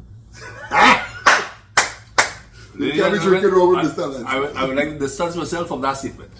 So, long story. Moving along. No, it's not a long story, Yeah. no, because this is part of the story. It's part of the story. It's part of the process. Part of the process. I want to know what happened. What happened with why? So. All right. Cliff decide. You want to change the front line? Are You want they to change the looking- look of the band? Are they looking what? Old? No, we're not looking Too old. mature It's or just just only too it's, clean? It's and you can't get men like me and Steve to put 3/4 pants and construction To run boots and on run on stage. Yeah, So we had to you are now younger. it's a younger demographic. You're trying to target a different audience, which in my opinion, So what was bullshit? what the move?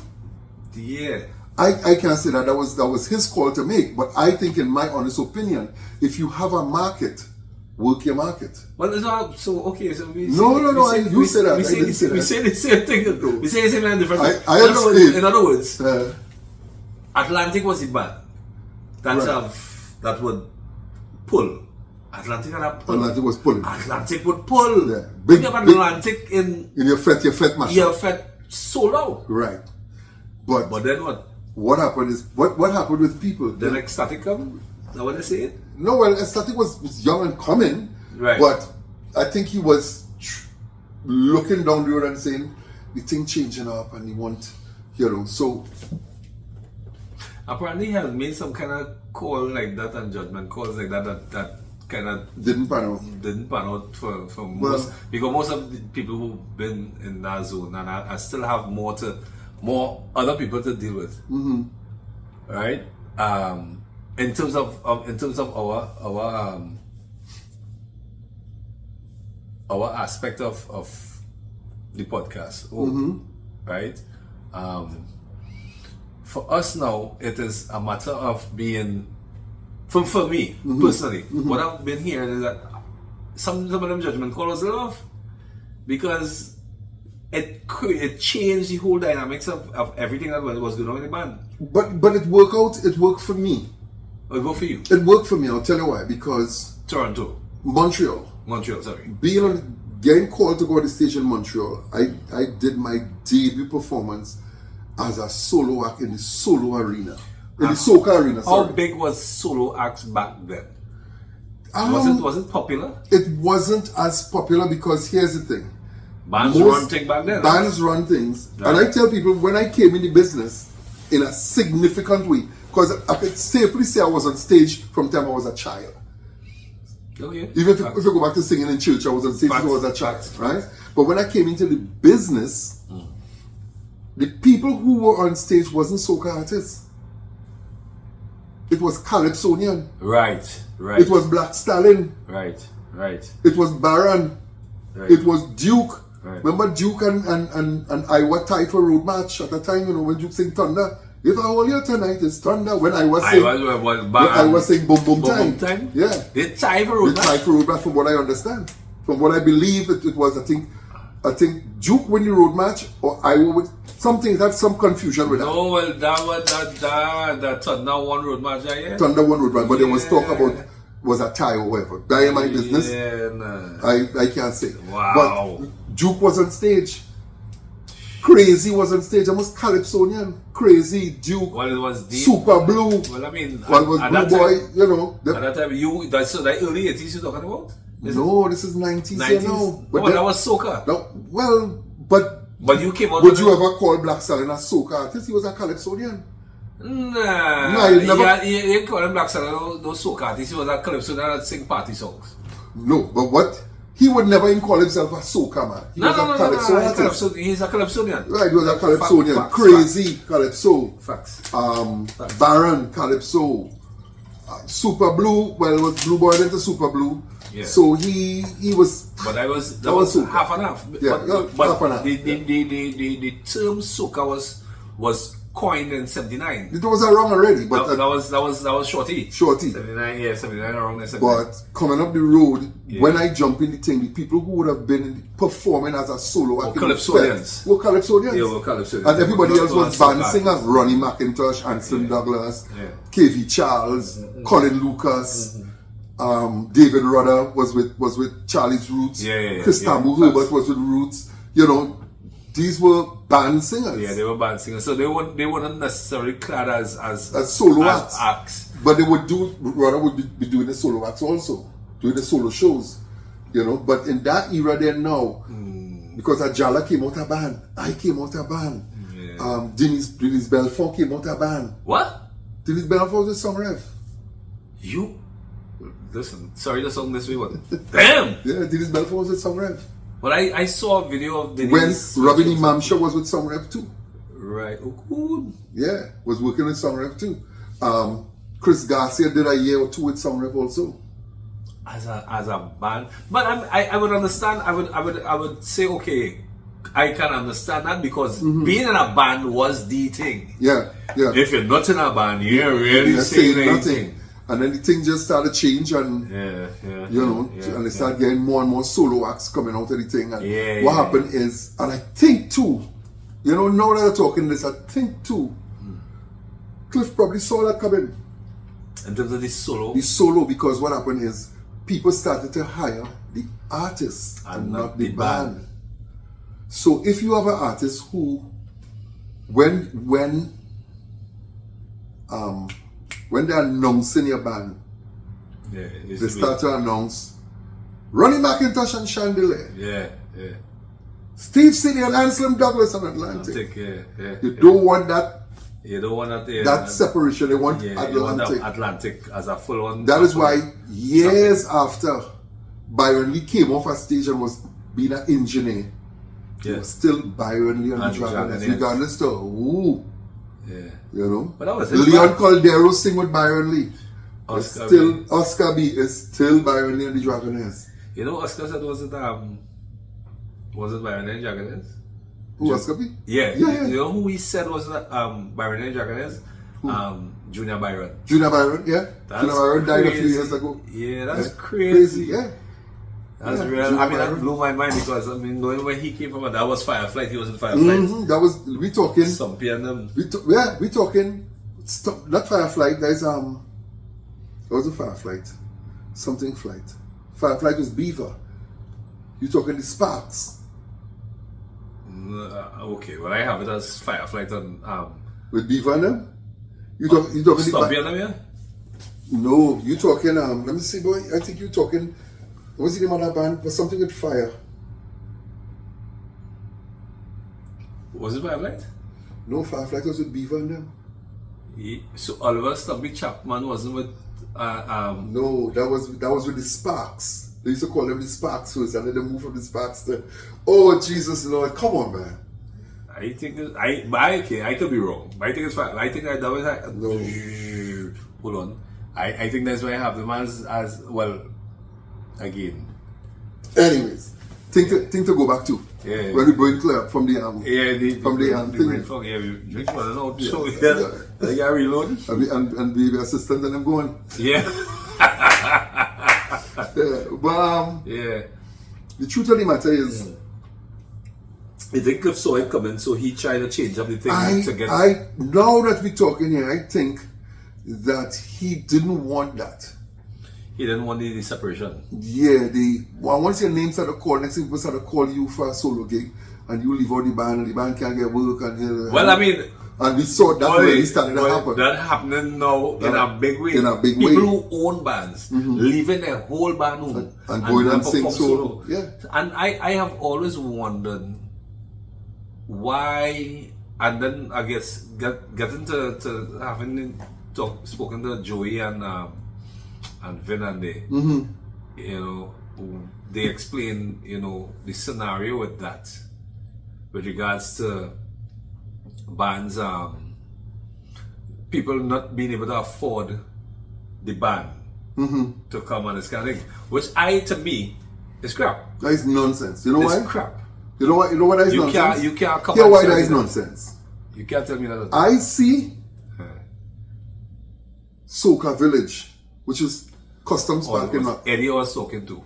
Was Eddie? I see Soca Village hold 3 bands. And it's tight so you can't change your mind. Right?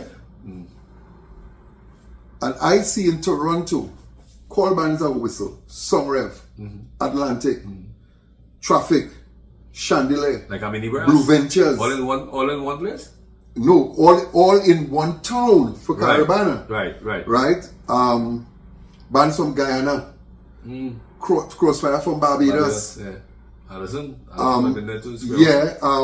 Byron Lee. I'm talking 9-10 bands in a city. Right? So you can't tell me now, and them days didn't have the amount of people who fet it now. When you go to a fet now, it's like, where all these people come out? 20 and 30,000 people in a fet, and you telling me you can't afford to bring a band? No. Back then they was bringing bands. The money was small, but the numbers were small. Now the numbers big, and all of a sudden you can't afford to bring a band. That's nonsense. I also blame the artists who taking them kind of work. Yeah, and leaving the band behind. I blame them because you now become part of killing what we call that aspect of the culture. You know, think about it. You're funding that because you encouraging them fellas who throw in a big feta thing. Alright, hear this. Right? Hear And this. no band, only artists. Only artists. Hear this now. You're talking about the foreign promoters can't afford to bring a band.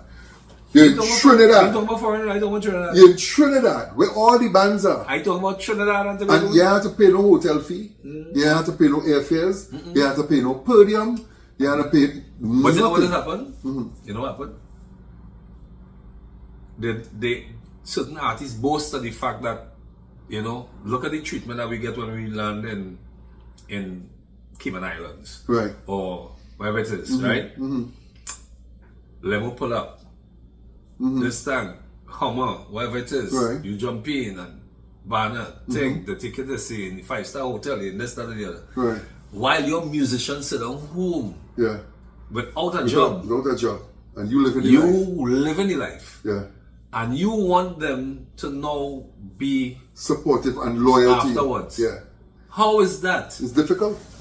How is that? It's How difficult and it's can you do wrong. that? It's difficult and it's It wrong. started since then. So You see. what happened? Tell me something. Which other music, and Carnival is a music festival. That's what it is. Primarily a music festival. I brought this up, because when Jamaicans go into Trinidad, They they come with fly the the whole band. Whole band. And put up the whole band in a whole hotel. And fund them. And not no Airbnb. No. Proper a hotel. hotel. Right. Right? Why we not doing that for us? I have no idea, but I figure my thing is I am not gonna be an advocate for or saying, well, I understand to a point. No, I don't understand to a point. It's wrong. Them fellas and your musicians have to feed their family. And why it is a musician, right? Now, again, at the end of the day, it is what it is. But why should a musician have a 8 to 4? If you have his own business, that's fine, because now we're expanding. Right. Understand? Why should a musician have a 8 to 4? Because a lot of us still don't see this as a job and as a career. They only see it as a hobby. You know, most people, after years, how much years are in this business now? My daughter turned 40 this year, and she never see me in a Coast Guard uniform. And look at that. You know what I'm telling you? Look at right. So look at this. Why it is, as a musician, as you say, had to be holding down a 9 to 5. People still come to me and ask me, so other than music, what you just do? And they say, no, you do ask your dentist that. You don't go and ask your son teacher in school. So other than teaching, what do you do? Yeah. Because in your mind's eye, you see that as a career, and you see what I do as a hobby. Yes. And I tell them, I want you to spend one day without music in it and see if you can go mad. Next, yeah. Because your phone does ring with music. Yep. Your news on TV that start with music. Yep, You go to a funeral, it's on music. A Yep. wedding, it's on music. Yeah, But yep. they still see it as something. And yet still the acclamation is we want to take soca music all over the world. So I am like, well, we've been there from the days of Calypso, and people respect Calypso more than soca worldwide. They recognize it. So let's put it like this, because even on when you look and you search soca, you're not gonna get soca out, you'll get Calypso. Yeah. But I don't think, I often wonder, well, you know, the biggest set of entertainers, the biggest set of artists out there, they going solo. And why would you leave your band at home? And you know, it's a nice thing. The most honorable thing for a musician is to be able to come from a different island, I just say, to represent from somebody or a band in Trinidad and Tobago. Because I mean, Trinidad and Tobago is the Mecca. The Mecca, yeah. Right? Regardless of all that's going on about, everybody else come up the road and you come to perform in Trinidad. That is the acid test. You make it in Trinidad, big man. Hey. That's what Skinner Park used to be. It's all over. That's what Skinner Park used to be. The acid test? Yeah, the testing ground. Yeah, I mean, the conversation always goes, right? So my thing is now, we have so many of the entertainers who would have been younger days up there jamming vibes and whatever the case is. Why does the Calypso arena, and especially Skinner Park, as we'd say, the match grounding had to be suffering or scrambling for entertainers when a lot of us now I'm gonna answer that already and I ask the question to Eddie, and you know, some people choose to remain in that line of, you know, that youthful kind of vein. There's no problem with that. Well, but I say after you reach go ahead. 50, Yeah. you ain't jumping on it. I mean, Marshall can't even jump again. Well, the thing about it is, I think we have a problem in Trinidad of being too talented. Oh, Yeah. Out of Jamaica, what's the music that comes from there? what do you mean? What's the music that comes out of Jamaica? Reggae, dancehall, What's the music that comes out of Trinidad? everything else. Soca, Calypso, Chutney, Parang, Rapso. It's just, and everybody trying to make their little genre, you call it, be the thing. Now, the reality is, if we were truly one people with one drive, we would sell the world or market to the world what they're pretty much familiar with. Now, follow me, and I can get plenty flack for this, but the world knows the music called Calypso. They do. They know that word. Calypso. I have traveled already, and people ask me, what do you Fact. say? I'm a soca singer, and they say, what? Yeah. I sing soca. I sing Calypso. Oh! When them say Calypso, They they could click with it. Yep.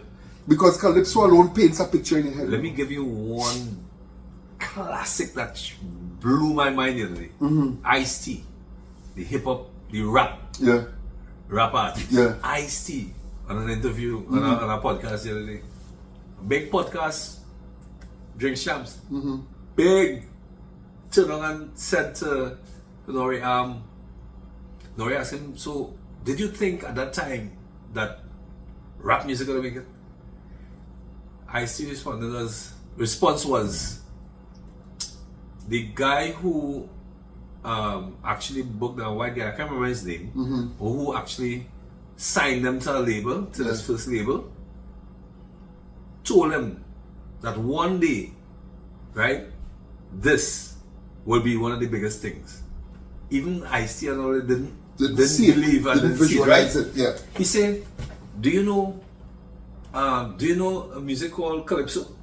This is what Ice-T is saying to the producer, the guy who signed it. The host of the show. No. He said that he hosted the show, but this is what the guy who signed them to the label first asked Ice-T, if you know do Calypso. you know Calypso? Do you know Trinidad? That Calypso come on Trinidad? And Ice-T's like, where? What? Don't know. He say, you can't fight or not know, but you know what it will, so you don't know where it'll end up, but you know the feeling and the sound that comes of it. Yeah. It will be The real big. potential of it. Yeah. The potential. And this is me, like, I pull it back and I'm like, what you just say? Yeah. That man know music and he And studied this music. is what we talk. This is 80s we talking about here when Ice-T got signed. Right. This is 80s. Early days of rap. 80s. Right. You understand what I'm saying? They didn't even know where rap was gonna be or where it was gonna take them. Right. And he mentioned, because remember, rap come from the underground, but then it was surfaced by Cool Herc, who is Jamaican. Right. From the Bronx, I think. Yes. Yeah. Right? So, coming back to the point of Calypso, and that the word Calypso is an internationally renowned And recognized word. recognized. So genre here's music my word. point. That's If crazy. the world already know Calypso, why we spend so much hours and years trying to downplay Calypso and push up Soca? Soca. So you're basically saying, I know I give out this, but forget that. This is a new thing I'm giving you. When you could have, because here's what Put it under the umbrella. under the umbrella Of of Calypso. And Let push Calypso be the umbrella. Where were you singing? You singing your soca, you Yeah. singing your rap, so but you know what? You sell the world it as Calypso. Calypso. Because the world don't know it already. Yeah. But we teach ourselves that Calypso is old people music. And that was the to the detriment narrative, of all of us. yeah. We try to push Calypso as old people music because we believe Calypso was just what you hear in the tent. Yes. But that's just one form of calypso. Right? One form of calypso.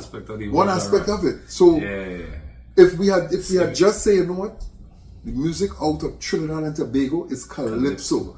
When somebody come and say, so is that calypso he's singing? Yeah, it's just a different form. Different form of calypso. Is that calypso he's singing? Yeah, that's a different form. Facts. But it's all under the umbrella of calypso. It would have been so much easier. What music would have gone? Facts. Because but the world know it already. Because even with house music, they have house. They have garage. But, right, they have some garage and everything, right? But house music is the main line, the main heading. There's house music. But what kind of house music? You have Afro house. Right? We have indie house. And then we have what do you call it? Electronic. That's house. EDM. Well, they have EDM. So EDM is American. House is really European, right? But EDM is the North American side of things, right? But house has different subsidiaries. It's like rock. Afro house. Isn't there acid rock? Acid rock. Isn't there soft rock? And punk rock. Exactly. But it's rock. It's rock on the whole. No matter what you do, it's rock. And you're right. If we really hone in on the fact that calypso is already out there, we have something that represents us already. Why you want to dump it and kill it and say, well, no, it's soca. We don't do calypso. To me, it was the most silly thing that I've ever seen done from a professional standpoint, where you have something that the world is familiar with. Calypso is the first album that ever sell 1 million copies. But you know that's well. So with what they were saying with is it Harry Belafonte? Harry Belafonte. Yeah. You and know, that is what he was singing. It was calypso. That was calypso. They know as calypso. Calypso is the first music that ever went to court and win a court case. So the first musical court case. You know. Wow. I didn't know that. Yeah, with the what's the name, sisters? Rum and Coca-Cola? Yeah. That went to court. Because you know how that came about? They came to Trinidad to perform the American pop. The Andrews sisters. As everybody does. Right, they came to Trinidad. And they back in the studio and they love that song. Rum and Coca-Cola. You know, all that good stuff. Yeah. Reach back in America now, and they need a filler song. They need a song to finish the album. Oh my word! And they say, "No, this is right after the war. You know, this is right. We talking 1945. The war finished. You know." Wow. So they say, let's do that song, and they jump on and do Rum and Coca-Cola. Going down Point. There's a little island in the Caribbean, nobody can care. Yeah. But they get one lawsuit in the Rokonko Tum Tum, and that became the first lawsuit in the music industry. So calypso has history. Did you know that Harry Belafonte money from that album Calypso was funding the civil rights movement from underground? Wow. Calypso was funding the civil rights movement in America. I had no idea. Well, I know he had ties there. Well, it's from that album. The money that the album went platinum. The first record in the world to sell 1 million copies. Well, I even know through some years ago, I told you, God rest his soul, had an interview with Roaring Lion's daughter. And at that point in time, I didn't know that Roaring Lion performed for the Queen. Yeah. Right? And that was news to me. And I was like, wait, hold on. So when you get this narrative of us or Trinidad and Tobago as well, you know, we are a small island down the road. We have made big waves. Calypso was on the Billboard charts. Me talk about low right up on the Billboard charts. Yeah. Calypso was there. And Harry, you know, just sing Calypso from the Rat Pack. Of course, you had Frank.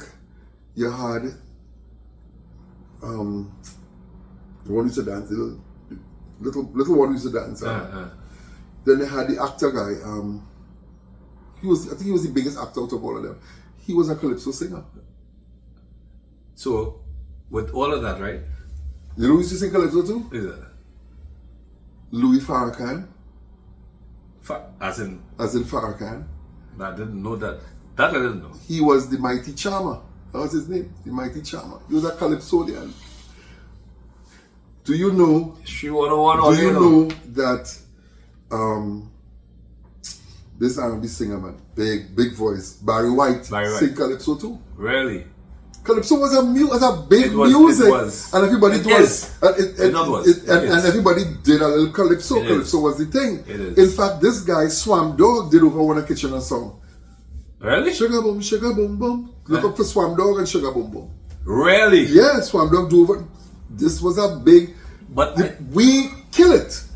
Well, I mean, even going up the coming up the line with you, with Bahaman, and Who Let the Dogs Out, yeah. I mean, you got published writers credit on that because it's your song. It's my song, yeah. It's your song, and going back to 1997 when it came out it came out 97 to 1998 Carnival. Yeah. In Trinidad, Doggy was big. Yeah. The rest of the world, it was a monster. Yeah. In Trinidad, it was big. It was big. But the world, it was like all over Europe. I mean, especially because, and like I said, I was there. Yeah. And it was like the biggest thing. You know what was the biggest people at the time in Europe at that time was Nigel and Marvin Lewis. Right. Right? That is moving the left, moving the right. Yeah. Follow the leader. Follow the leader. Yeah. Follow the leader. And up to now, it's still big. I am telling you, I played last year in Nottingham Carnival 2094. Still big. Doggy, Follow the Leader, them songs and them ripping. You know what's amazing? I saw a little something the other day with little kids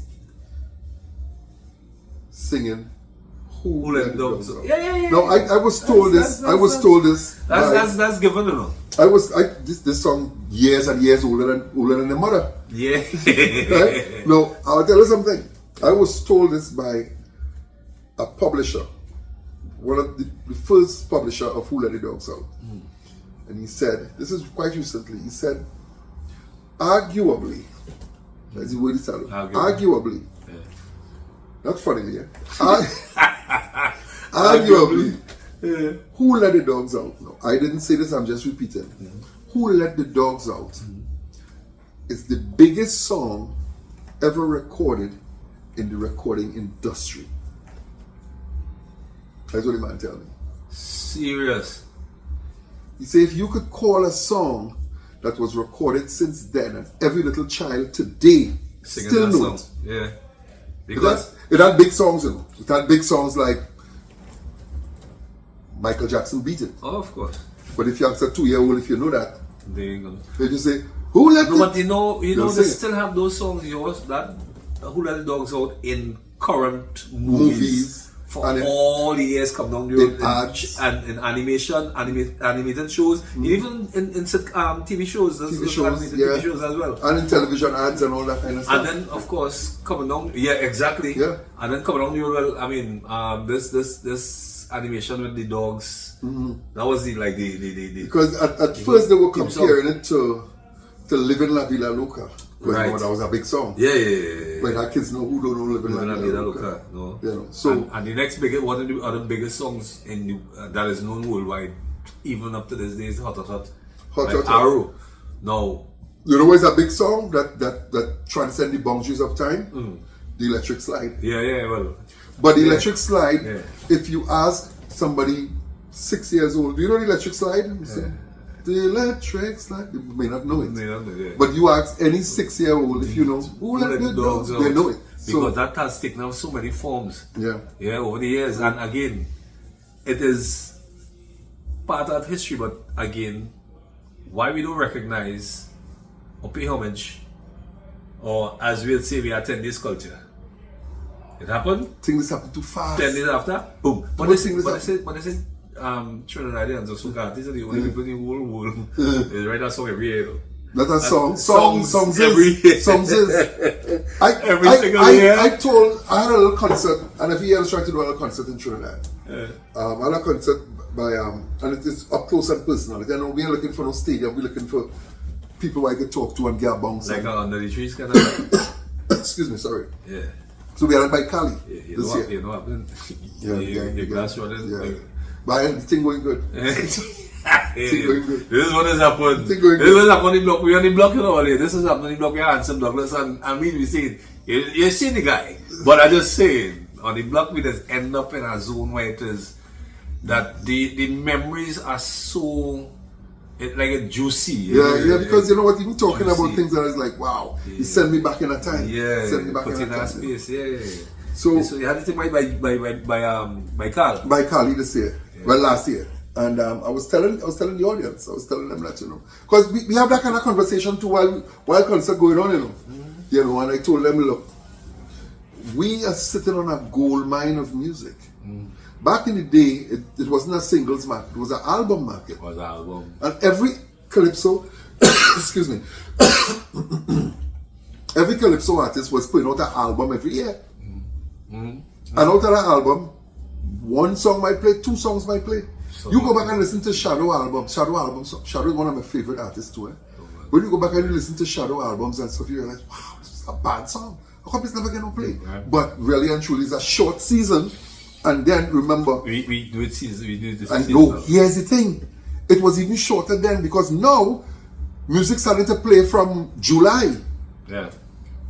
Music started to play from July coming down the road. Back then we had a Christmas season. July? I don't know. That's too late. Yeah. Remember, so Vincy Mas. Well, Right let me after say it July. played right through. Right through the end. But here's the thing. Yeah. We used to have a Christmas season that was clear cut. Yeah, boy. Christmas was Christmas. Yeah, mash up Christmas now. So it's not Christmas again. It's one festive season we have where it starts from, officially starts from Diwali and it ends, well, unofficially, starts from Diwali and it ends Ash Wednesday. Yeah. Prior to that, when a man do an album and 2 songs play from it, the other 11 songs, Not playing. you had 13 songs on an album. And a real good music. And that's Real music good that, music. and the next couple months people say, so where you coming with for next year, boy? And you have 9 songs, 11 songs that nobody ever plays. So I was telling young artists, and I still say it today, that's a good place to go back and search, dig up in the archives and find music and give it a new treatment, bring it into 2025, 2026. But you know, everybody else in the world does that, right? Yeah, they do covers They of go back, they and go do back covers, and they pull songs and songs it's like, oh. and swing it back because, but and I think I mentioned this already to another podcast. But Shadow is one of the rawest guy I Shadow have says ever that's- come across. Shadow Shadow says, says- so I have music from all the way back then I'd never get play. I want to look to do something like brand new. The melody No, I you would gotta use. sing like I have music from all the way back then. You think I could come and do music? No, I ain't making music. I just go back You just- and I put a little thing so I come back and that melody Yeah, there. That melody do there. that, yeah. But if you realize coming on at the end of Kitchen and Life there, a lot of his songs started to sound very similar. Yeah. Because you would go back. No, but I don't think it's go back to. I think with the years and years and years, and every musician has a style. You could hear a song starting and say that sound like a David Rudder, that sound like a Super Blue, No. because the artist had Had a a- signature. Yes. Now, Yeah, everybody everybody want a song like this person and they go in a song like that person and that is it. and that is get me vexed because here why they like to use the word, and I am knocking young artists, you know. No, I ain't knocking young entertainers. I prefer to use that word because a lot of us like to use the word artist. Get to the root of the word artist. It's art. What is art? Creativity. If I start to mimic you, that is parroting. Right. I'm not creative. Pirating, yeah. Not pirating. Parrot. Parroting. I'm mimicking what you saying.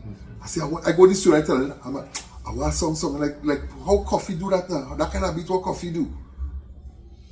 Then where's my originality and my creativity? But I want to jump on and say I'm an artist. I also hold producers responsible for that strippiness as well. Now, I may say strippiness, to other people it may not be. You know what Pelham God used to say? You can't go in tongue with that. Pelham used to watch it just once and say, you can't go in tongue with But you that. see, the thing about it is the younger generation now, I mean, it's more like a directive in terms of or advice. Try and go back. Do some research. Yeah. try and get somebody. Understand the business that you're in. Yeah, Understand the because business that you're in. the people who do it now is a fan. So now, Budgie did it back in the day with Fiery and thing and Columbia, right? But Marshall been doing it. Has been doing it for many years. Yeah. He came from that era. From that era. Yeah. So he understand the game. Nobody really took. You know, there were one or two entertainers. Ghetto Flex, God rest his soul, would have been one of those people who would have gone back. Go on. It have it there. It have so much. And it have songs that you're probably not familiar with at all, but when you hear it, it's like, holy. Right. But then there are also songs that we, the public, may not even be familiar with. Right. That you can go back to. And pull. But, so, chromatics, right? Chromatics into rap. So can they, right? So you know, every year you bring the breakdown, the wrap up. Yeah, the wrap up. I said the breakdown, the wrap up. Yeah. The actual name is Carnival wrap up. Yeah. So every year bring the wrap up. So 2024 wrap up was crazy. This year was insane, right? But 2024. He say, imagine a man, I can't remember the artist name, come and take my whole song. He take Chromatics' whole song. Right. Like sing the year before and bring it back and make it a hit. He just take all the words, he change the words? No. He sing the song word for word. Yeah, listen to Chromatics. Listen to Chromatics, right? In a nutshell, in 3 minutes and something, you will get the whole carnival back on it. All what happened? All what happened for carnival. Something for the year. Things where you ain't know about. Or is it Carnival Wrap Up? Carnival Wrap Up. Right. That's the name of that's the song. Carnival Wrap Up. But everything that you wouldn't probably even figure out or know, big man, he have that in 3 minutes. Or 3 minutes or something. And I tell you, he has a show coming up here in New York, in Brooklyn. He had one last year. Album launch, he had an album and everything. And the intellect of this gentleman blows my mind all the time. But you could see he's running solo. He has a podcast as well. He has an actual show, radio show, where he interviews entertainers and things as well and does from Trinidad.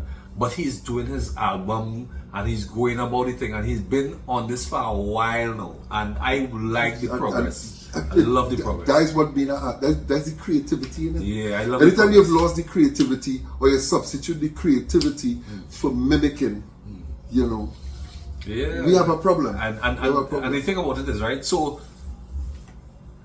how he brings it across is comical. What was Calypso back in the days with regards to everything? Is current affairs. In humor or in serious, what they call social commentary. Yeah. Right? He brings it across, of course, in a rap version. Right. But of course, you get the rap so out of it, out of a rap. Right. Hence the reason rap so is rap and soca. Calypso, rap soca, combined. Yeah. So it's rap. So that's how rap so is, right? That style and that genre under the Calypso umbrella. Under the same Calypso right? umbrella. Rap and Calypso. Sorry. Rap and Calypso mix. So anyhow, Chromatics though puts it across in such a way you wanna hold your belly balling because you may have missed certain things, you may not have heard or know. Yeah. But then when he put it across lyrically. Okay. Lyrically, yeah. Trust me, the guy really. Yeah, I've seen it. Props to Chromatics, salute.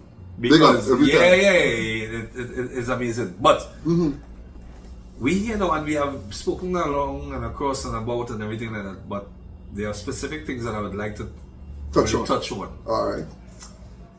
Who let the dogs out is one. Now we spoke about that a little bit, but in terms of how the Baha men get a hold of this thing. The Baha men didn't get a hold of it. So let me see how tight we could do this. The Baha men, through publishing, my publishers called me and who became my publisher, told me, look, they have a group who's interested in this song. Right. And they want to do a cover version of it. So I heard something about publishing, which is that you could basically lease out the publishing for a year, or is it that way or no? Okay, let me see if I can break this down. A song, I write the song. I own the copyright, I own the publishing. Right. Right? That's my song. A song is 200% follow the maths in this, right? A song is 200%. 100% publishing, 100% authorship. Okay. So as the writer, I own 100% writer share. As the publisher, I own 100% publishing share. You now are a publisher. Now, I own the publishing, but I am not a publisher. You're not a publisher. Because what's the job of the publisher? To make the song out, put the song out there, is it? That could be a distributor. Distributor. Well, I mean, but put the song in terms of in the key places of A publisher is to find work for the work. Right, good. That's the simplest way to put it. Good. A publisher of music finds work for the music, right? Not for the artist. Not for the artist. That's a booking agent. Yeah. Right? A publisher finds work for the music. Right. So I'm not a publisher, so I can't get my song into no movie, into no ad. Not that I can't. I don't have the tentacles. I don't have the strings, the reach. So you know, as a publisher, say, listen, I'm interested in this publisher. And with that, now we say, okay, I could give you 100% of the publishing, or it's my song, I could give you 50% of the publishing. So I retain 150% shares in the song, which is 100% authorship and 50% publishing. Right. And you own 50% publishing. Publishing. Or I could give you 100% of the publishing, right, and I take 100% of the authorship. Right. Intellectual property, however, cannot be sold. Of course, that's yours. It's yours. You can't sell an idea because the idea come from here. You didn't create it, you know. The idea come from here. So you could come to me and say, listen, I want 100% of the publishing. Somebody else could come and say, listen, I want to get a portion of your authorship. You could do that, but you don't own the intellectual property. So basically, the intellectual property is yours. It's 100%. yours, 100%. Right? That's it. That's it. So the Bahaman ended up getting the opportunity and the permission through contracts and everything to do a cover version of Who Let the Dogs Out. Right. Which went on with proper marketing and vision. And that's all of them. That's all of them. What they did with the song. That's all on their producer and the publisher who called me. Right. Because the publisher now is the one who getting work for the work. For the song. Yeah.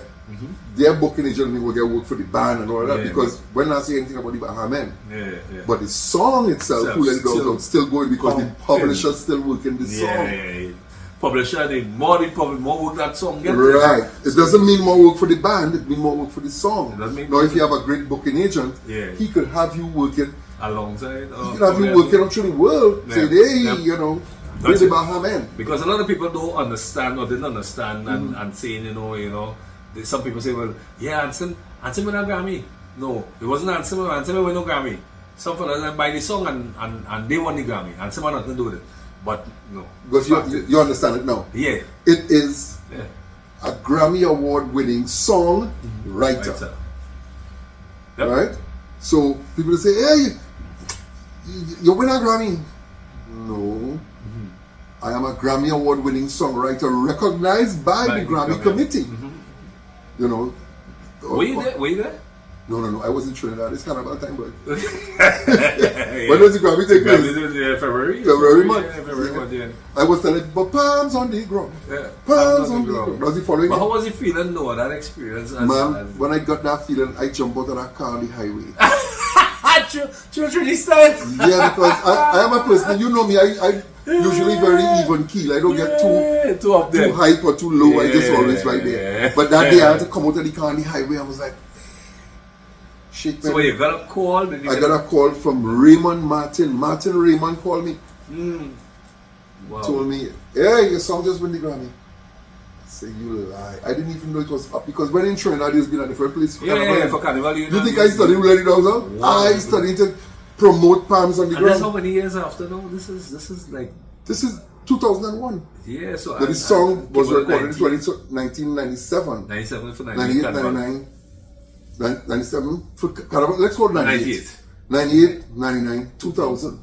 2000 contracts were drawn up, and in 2001, it won the Grammy. Right after they signed the contract, the year after they... Yeah, because it started to push that song. And yeah, because someone big. I remember, let me tell you something. Let me tell you something. I remember when a gentleman who was pretty much running the office, the publishing office, wasn't his company, but that's somebody who just kind of coordinate everything that goes on in the office.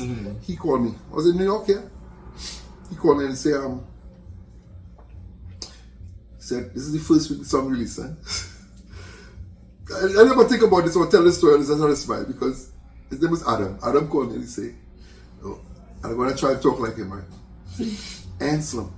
He said, yeah, what's happening? He said, now, I don't want you to get upset or anything like that, okay?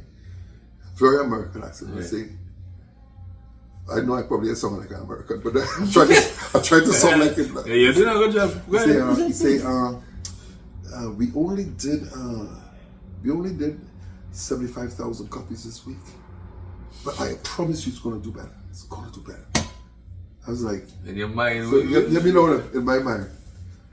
In 1 week, you sell 75,000 copies, and you call it and apologize to me.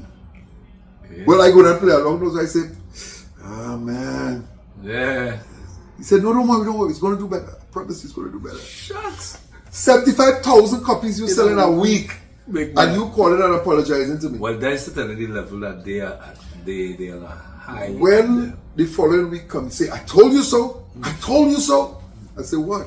He said, we did 150,000 copies this week. Oh, shit. And then he tell me, say, listen, we're getting ready for the Platinum Bash. I said, the Platinum Bash. He said, we're doing a projection. We're going to do 1 million copies by so and so time. So we're going to be presenting you with plaques. Huh? So that means the record's going to go platinum? That record sell over 5 million copies. Whoa. Yeah. Them plaques up in your house in Canada? That plaques in Canada? My daughter have plaques. Everybody have plaques. History 101, people. So, because my daughter came, she said, can I have one of those?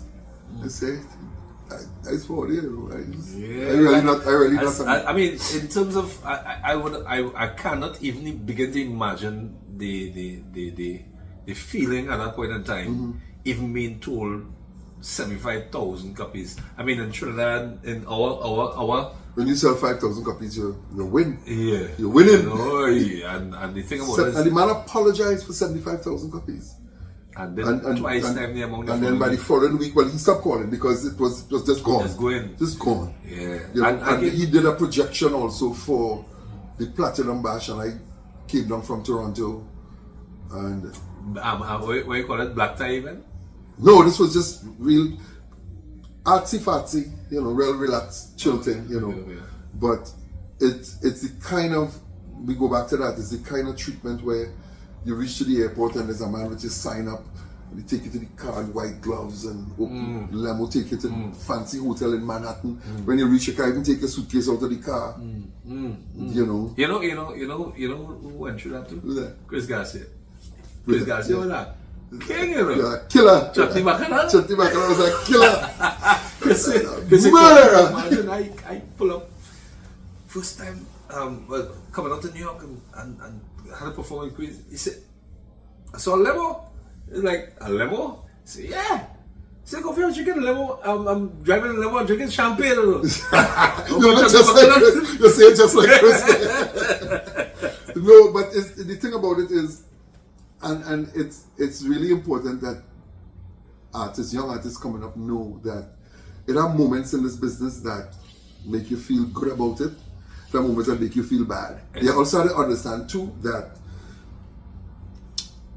it comes in waves, and you wouldn't ride that wave forever. So enjoy it, but be respectful of the art. Be respectful of the arts, because Pele dead and gone, but football's still going on. Yep. But Pele is a name that rings. It's a name that will ring on, but his death didn't stop football. Muhammad Ali death didn't stop boxing. It will go on, and it will go on after you. So the way you conduct yourself, what you do at the time that you're here, how you deal with the situation, is how your story going to be told. Because how your history going to be told. Yeah, you can die. Soca will still go on Calypso, the entertainment industry will still go on in Trinidad and Tobago. Yeah. But people may not remember you. Legacy. You're talking about Shadow. Yeah. When Shadow was talking with me one time, Shadow was always a rebel in the music. Well, yeah. No, people don't understand if you listen to Shadow, since back in the day when Shadow sing judges jumping. 70. I'm going to catch some judges in hell and have them jumping. It's because of persecution in the business. Mm-hmm. When he come and he sing judges jumping. He sing another song talking about what's wrong with these controllers. These Soca controllers, they try to control me to control my energy because they know damn well I am hot like hell. And if they play my tune, I'll hit from June to June. But the plain boss trying to change my course, but to protect my honor, I'm going to fight like a tiger. Tension in my body. He's always been fighting against this system because he know it have gatekeepers and it have people who don't want you to make it and don't want you to do that and not realizing that, hey, all you're doing is stopping this or trying to stop this train. Because at the end of the day, if we allow people, young people with talent, give them that break. Mm-hmm. Give people that break. But again, mind you, now under pressure, it is developed. Yeah. And your narrative may not be someone else's. True. Your narrative will be because of the fact that they know you're big, they know you're bad. But the men who on top is always try to keep you away, keep you down, and have the so-called gatekeepers in the mix, right? Because they know you're a threat to them. Yeah. That's just like any job. Any job. Yeah. Any job you go to, the people who are there before you see you as a threat, and especially if you excel it. You do get that for another break. You. Because they know it has certain artists. Anytime they get out of the blocks, can't catch them. Yeah, and I think the thing about it is resilience, but more so, I think it's more believing in what you do. It's all about that. I will tell you a little story too on the Who Let the Dogs Out thing. I sat down in the office, myself and Francis Eskai, who was my manager at the time. We sat down in the office of Destin Songs in Manhattan. And Winston Simone is asking me, tell me about your career. And Coffee, I start to talk. You know, my mouth is go like parrot bottom. They hear about that, pum pum and this and that, and jump and mash up the party. And he said, so what's your biggest selling record? I say, I think it would have been Jump Raga Pum Pum. I think I sell about 5,000 copies there. And I proud of myself, you know. Yeah, boy. Wow. After when you know it's to hush your mouth, you know. Keep quiet. Stay quiet. Yeah. So hear anything? Start around and listen to my listen. 5,000 copies. Here we say. Here we look at me and he say. He said, I notice you talk a lot about Trinidad. I said, well, yeah, I'm Trinidadian. That's, you know. He said, that's good. Nothing's wrong with that. That's good. He said, but he say, how many people live in Trinidad? I say, them days was like 1.3, 1.2, somewhere there. Yeah. So he say, okay, we have 1.2 living in Trinidad. He say, I'm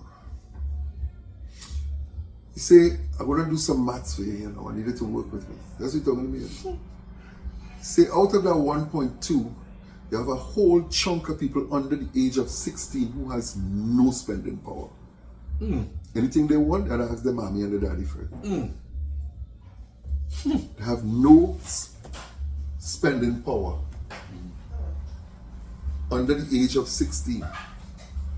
You don't get drinks now, man. They live in here? The bartender come back. You get drinks, man. They live in here? Yeah. Oh Lord, you bring trouble now. Yeah. You gotta stay quiet, though. Yeah, no, you gotta stay quiet. So under the age of 16. Well, as usually. As you come. We run low on drinks, you'll pressure. Under the age of 16, you have no spending power. He said over the age of 60, most of those people not really interested in being in a fete or in a party or a fete as you call it. He said most of these people thinking about the Bible and the bank book. Oh, shucks. They have no interest in Anslem Douglas. He said so 60 and above.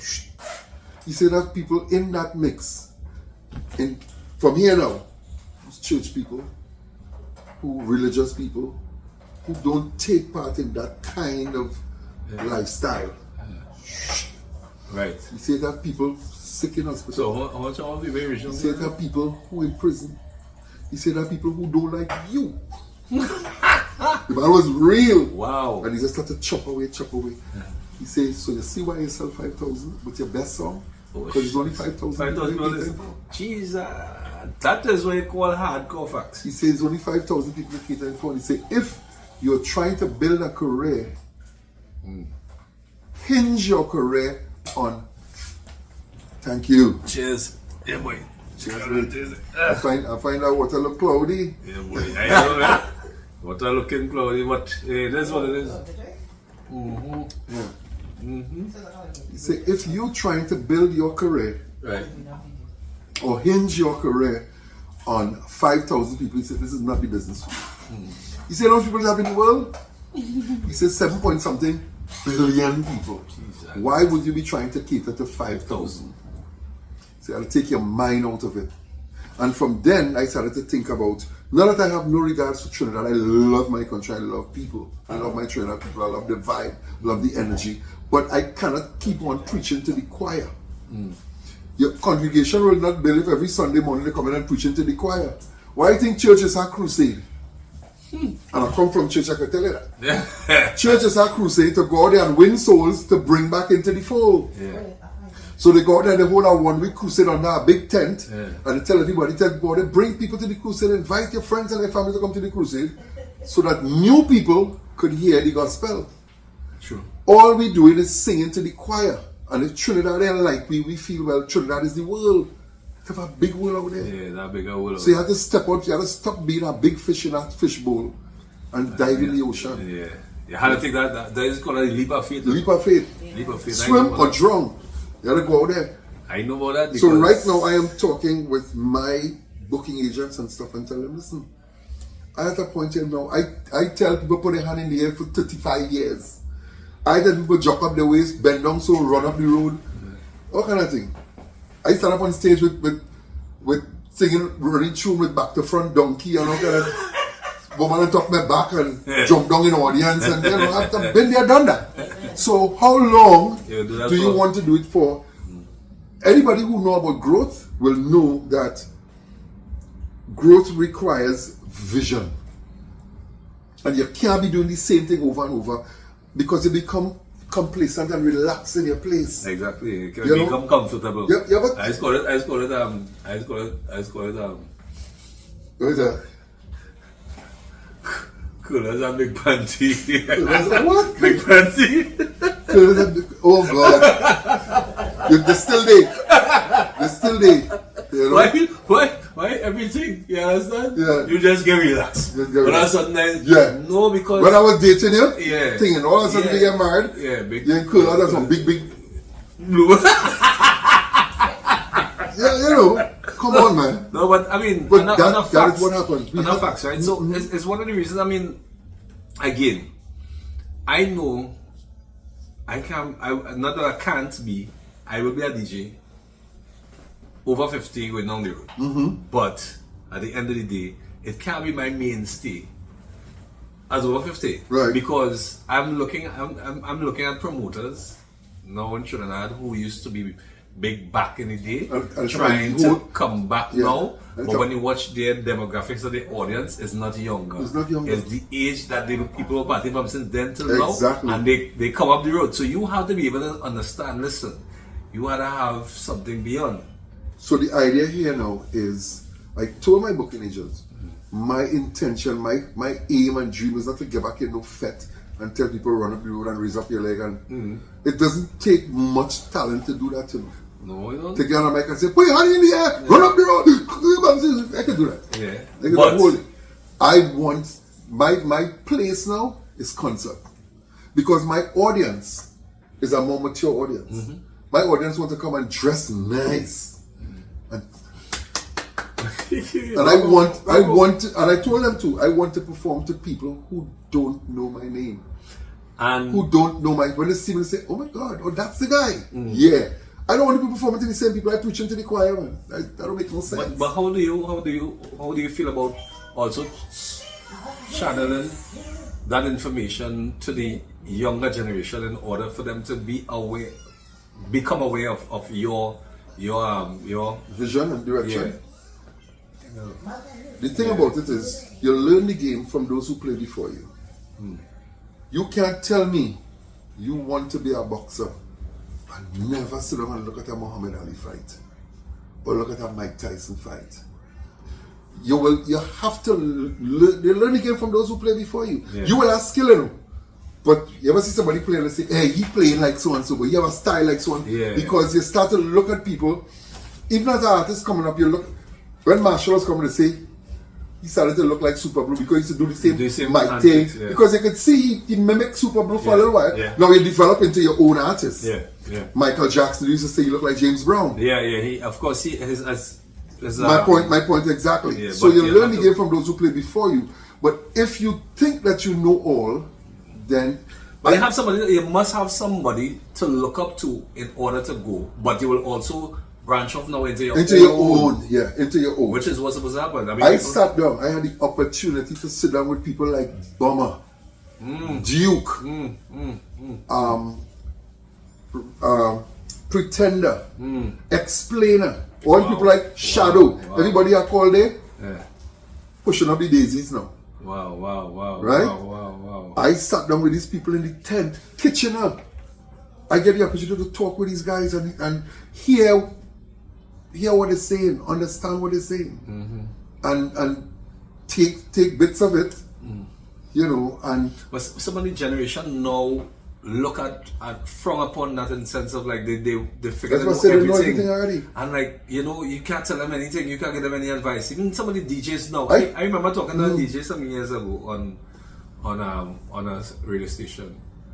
And I'm like, yo, you on air, you have a responsibility Right. to be able to inform. Firstly, Inform, secondly, Educate. educate.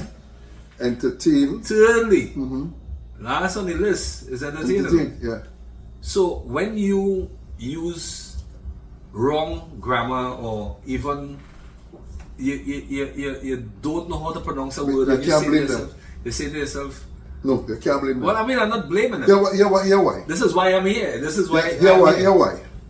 When I was a little boy growing up, on the radio, there was no such thing as a radio DJ. You had radio announcers. Yeah, I don't know. And these people went to school Yeah. and study what they're doing. Yeah.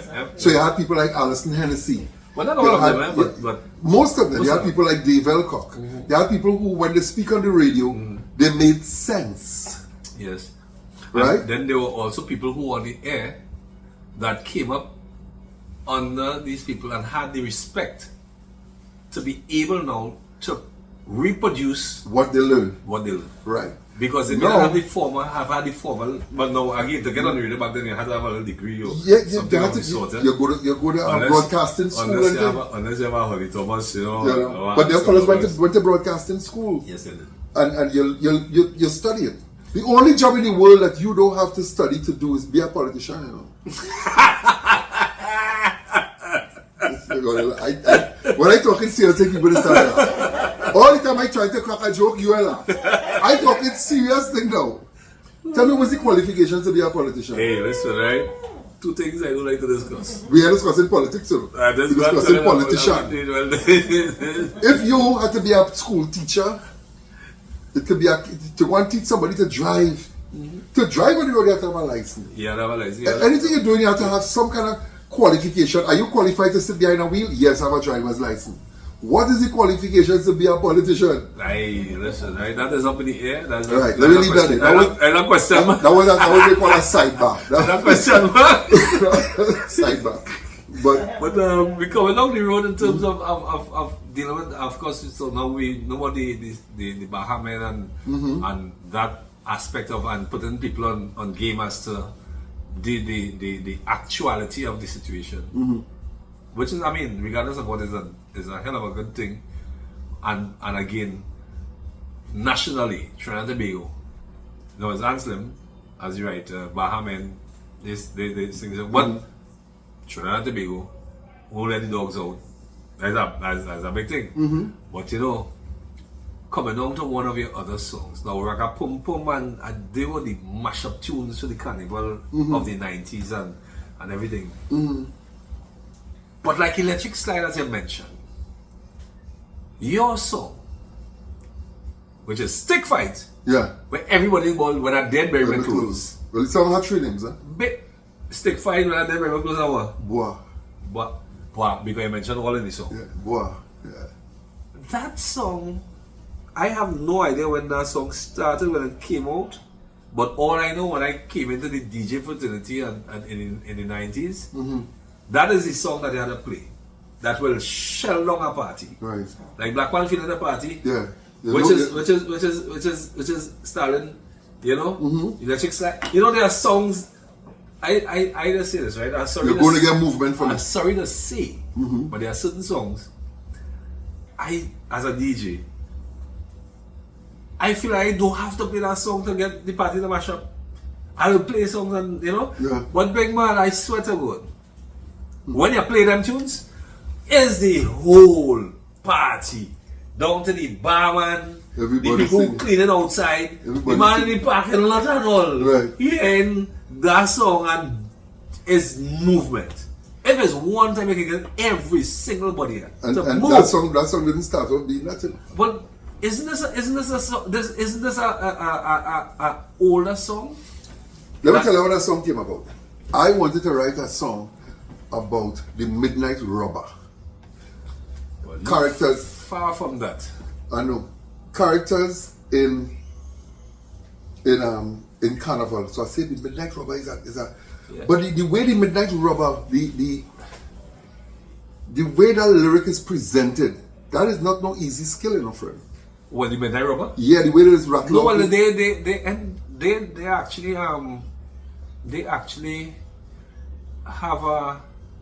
It's a chant. It's There's a a chant kind of of a chant, sort, but right? everybody have their own chant. Yeah, yeah. And it's not easy to say. And eventually I say, you know what, I can't do this. So I'd say, you know what, I go and do stick So you was fight. gonna try to emulate. try to write a midnight robber song with rhythm and everything for the carnival, but I couldn't do it. I tried and I couldn't. I ain't lying. You know, the level of You know who's a man who do that good? Words. Bungie.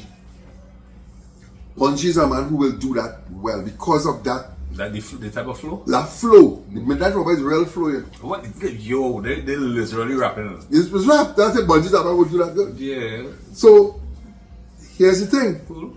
I end up jumping in and writing a song about stick. But when I finish this, when I'm doing the choruses now, I say I'm going to use an old stick fight song for the chorus.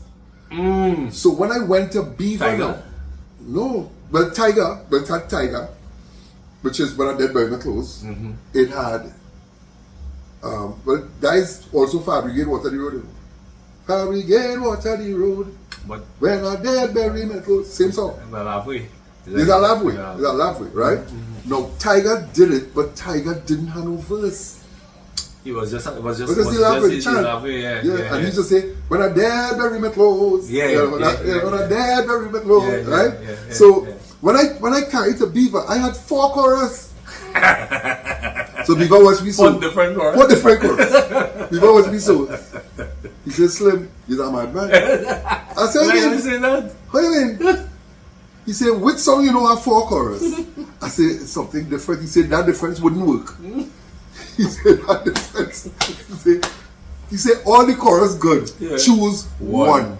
He said, because the chorus in a song is what people wait to sing along to. Yeah. So imagine in a fit. Yeah, imagine in a fit. Lick in your head and they say, which chorus come in here now, boy?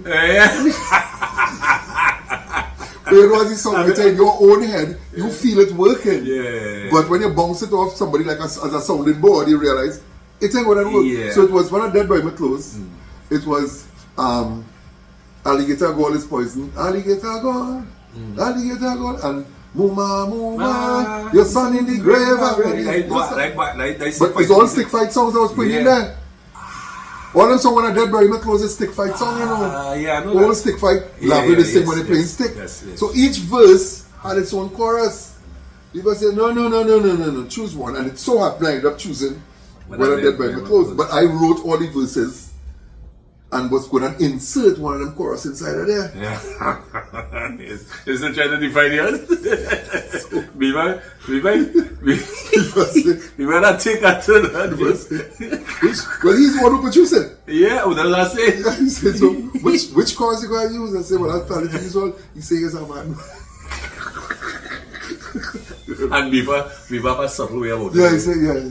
Quiet. You know, you don't raise your voice No, too. he's quiet, you know. And that song was time somebody got said, I said, what do you mean? I said, he said, no, the chorus is when people just wait to sing. So when you reach there, where you going to sing? So yeah, boy. But that's what year was that though? I did that in 97.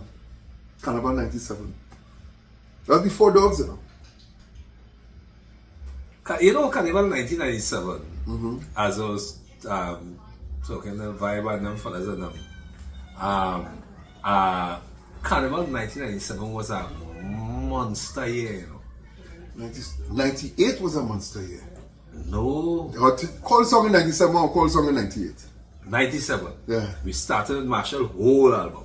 Right. We started David Rudder whole album. Okay, 98. David Rudder had Oh Father, what they never done. 98. No? Trust me on that. Iowa had Bottom in the Road. High Mass is 98. High Mass is 97. Nope. Iowa had Bottom in the Road. I had Who Let the Dogs Out. Marshall Montano had I'm a dog, I'm a working dog. All is the same year. 1998, my friend. No, I ain't go. Listen, no. Yeah. Why I remember songs, right? Why I remember music is this. And I can tell you 1997 was High Mass, right? David Rudder had that it was album. released in 97 for Carnival 98. That's why I get confused. I'm telling you. 98 was High Mass. It was Iowa Bottom in the Road. It was Anslem Douglas Who Let the Dogs Out.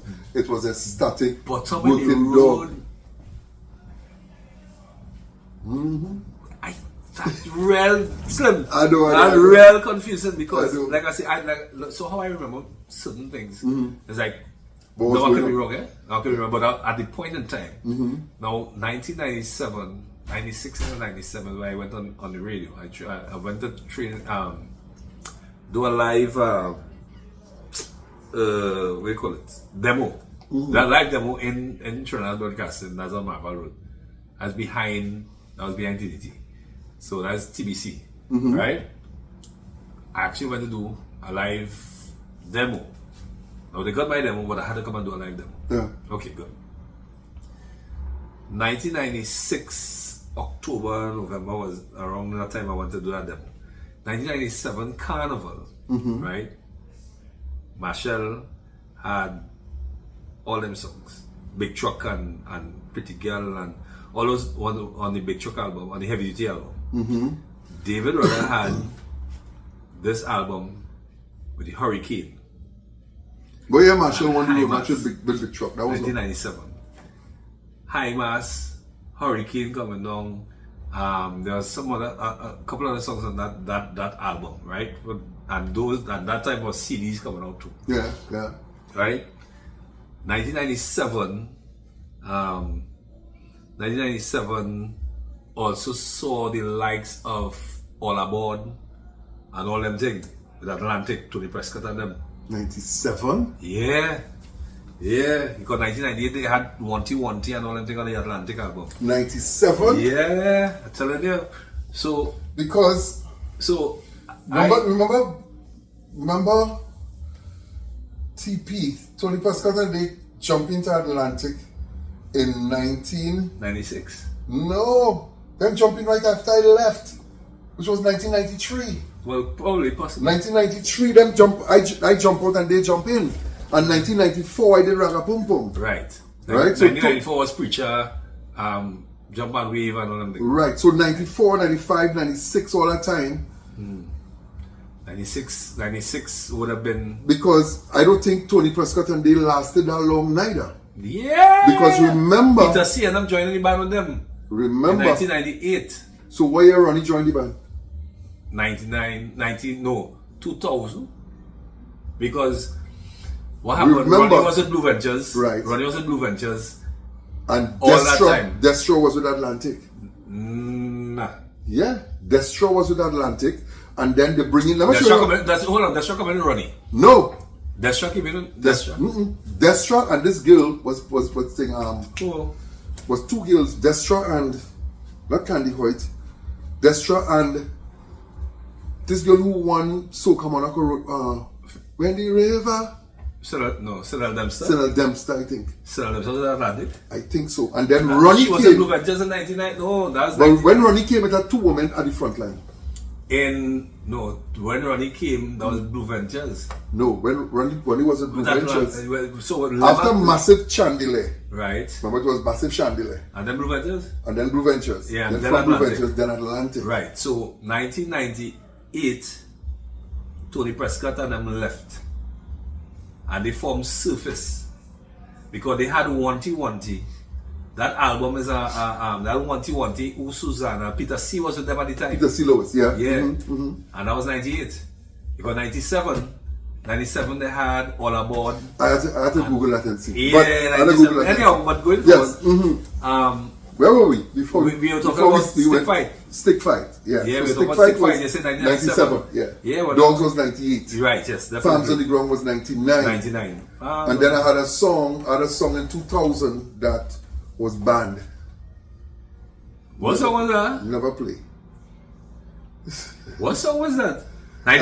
In 2000? 2000, they banned that song. Song was... The lyric of the song said, I feel to wind up on somebody girl child tonight.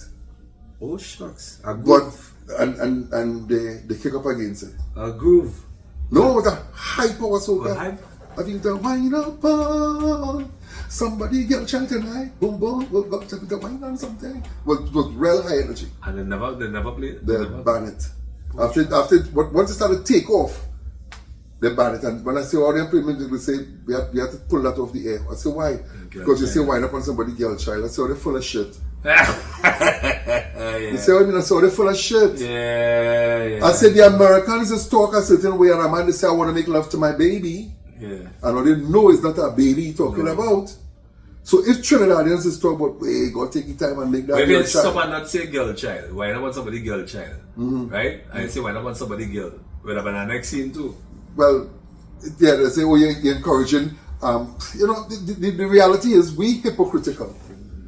We real hypocritical because, the same radio station that banned Wind Up on Somebody Girl Child was playing I Want to Sex You Up. Remember that song? I Want to Sex You Up? Yeah. So it's like, but get banned, and then 2001, I come on and do Who the Hell is Kim?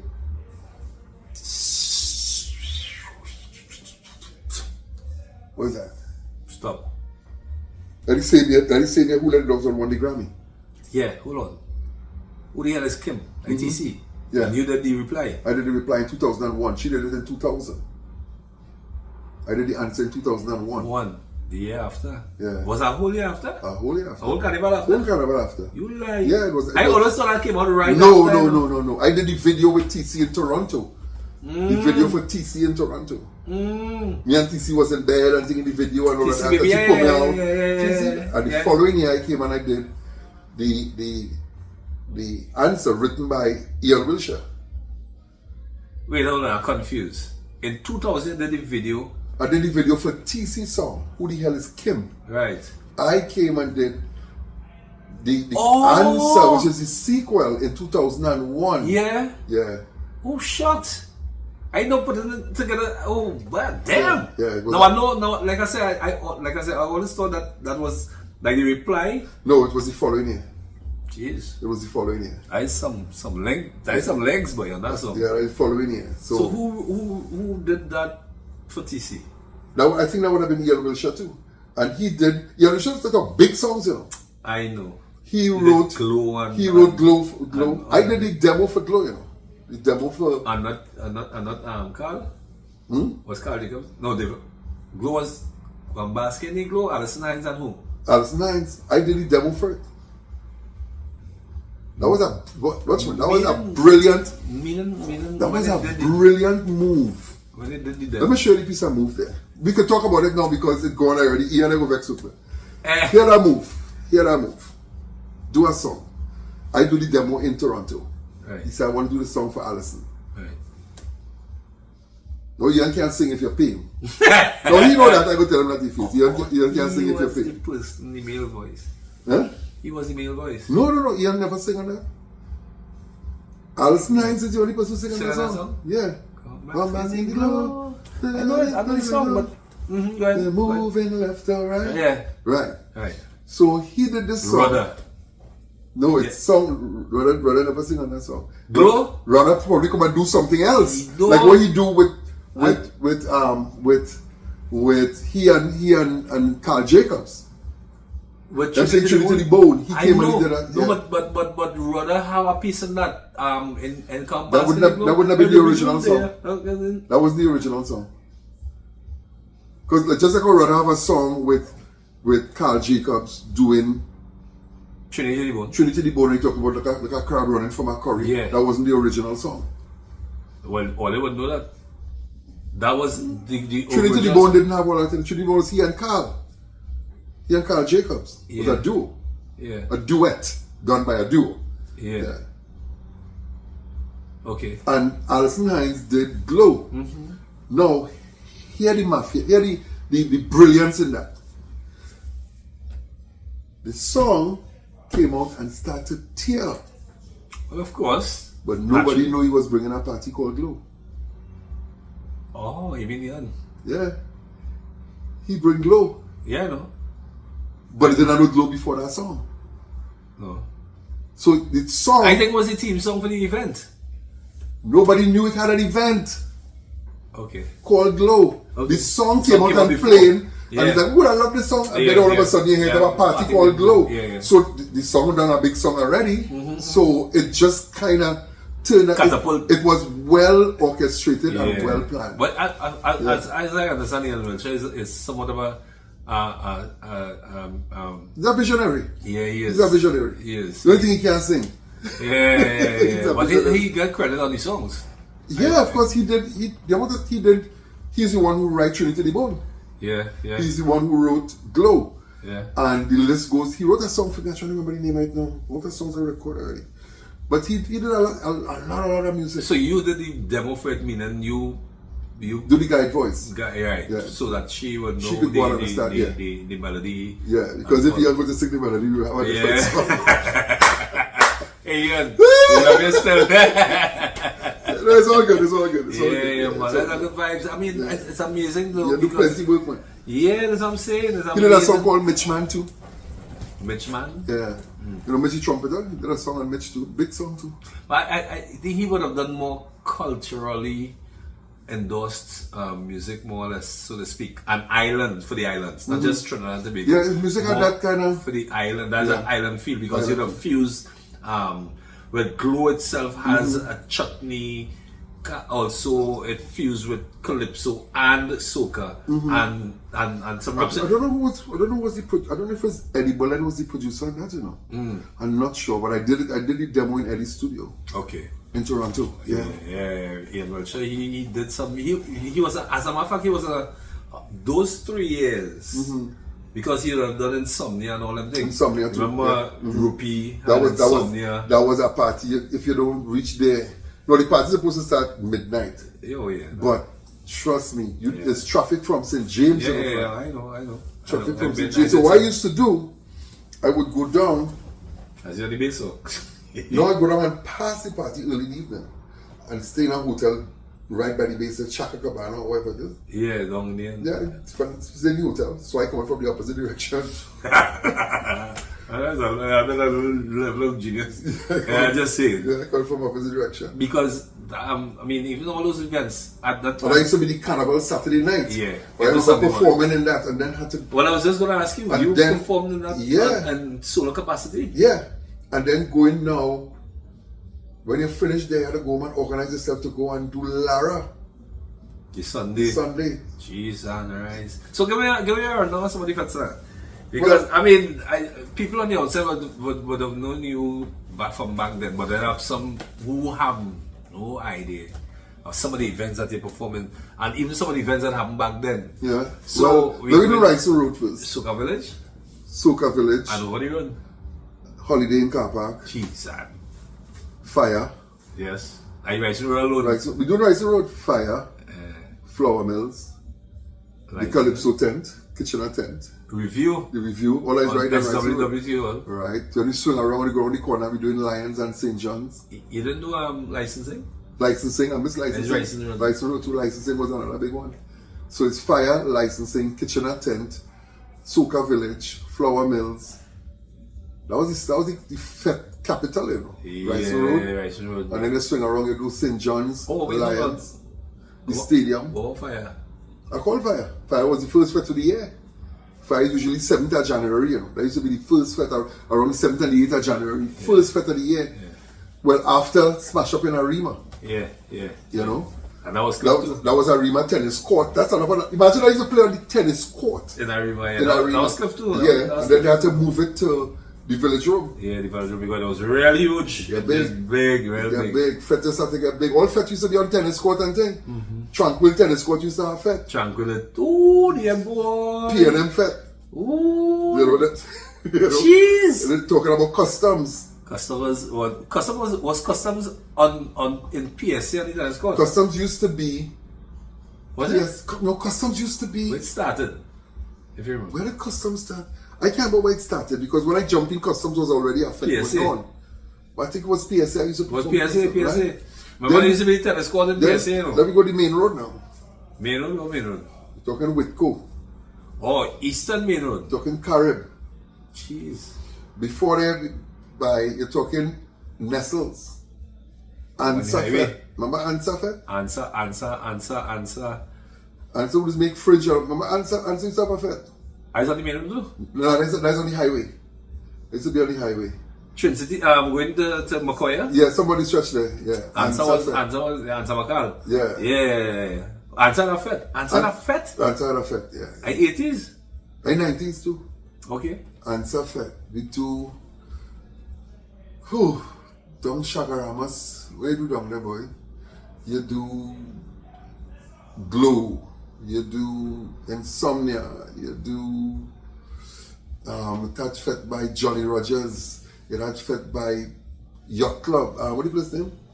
The Yacht Club. Is it Yacht Club right there? Forward. Power. Like No, as you Yacht come in and you Club, pass police post. That just before when it's not Mobs again, it was O2 Park. And he left? No. Or that's in Glencoe you're talking about. Glencoe is Power Boats. Yacht Club is right in Chagamas. No, you come as soon as you leave Caranage and you come around the bend there, right as you pass police post. So one road taking you up to Macreep, right there. What do you call that area? That the Yacht Club? Oh no, like Pier 1. Pier 1. Thank you, Pier Pier 1. one. Pier 1, sorry about that. Pier 1. So that all them fetes, it had, you know, the golf course in Chagaramas, you know, and I just know we're talking thing like Palms Club. South. So let me some South Fed now. So Southy. I mean, Well, you it know, had fet from everywhere from Point yeah. to Mayaro. Uh, One day I fly them there at 5 at night, you know. Jesus. Lying down Mayaro.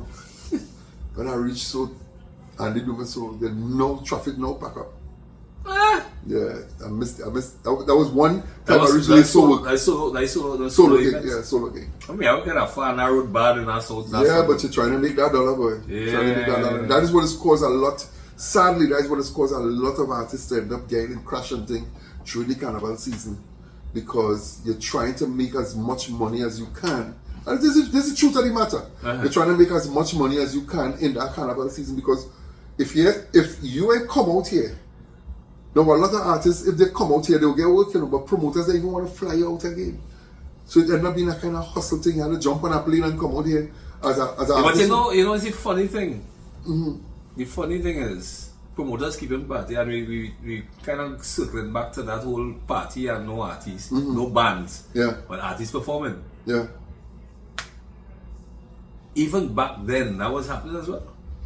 No, because bands used to do everybody's song. Right. Yes.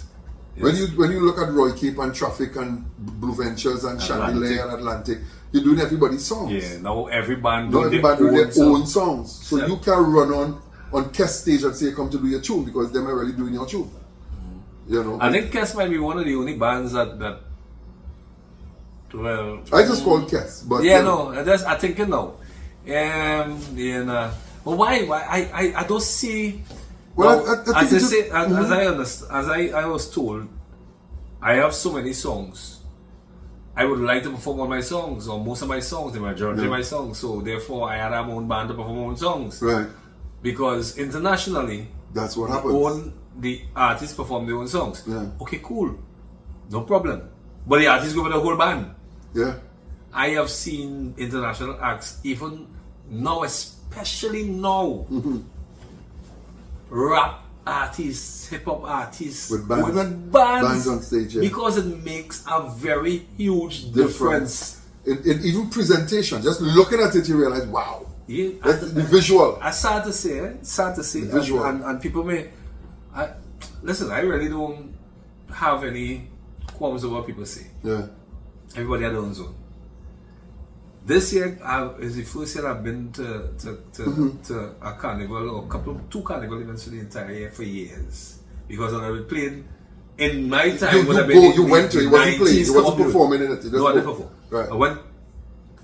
So, the big thing for me was, or the big joke or whatever it is, DJs start the party. When the artists come on, right? DJs start the party with a hype man. Yeah. So hype man, busting up his mouth, talking the whole flecking night. Right. DJ playing. When the artist time to come on, the artist coming on and a DJ coming to play for them. So in other words, you It's a have hype DJ, man. Hype man. whole, the DJ artist not singing the whole songs. No. They hyping the song. The only difference between the artist and a mic man or a hype man is that the hype man would know every words to the songs that come in. Yeah.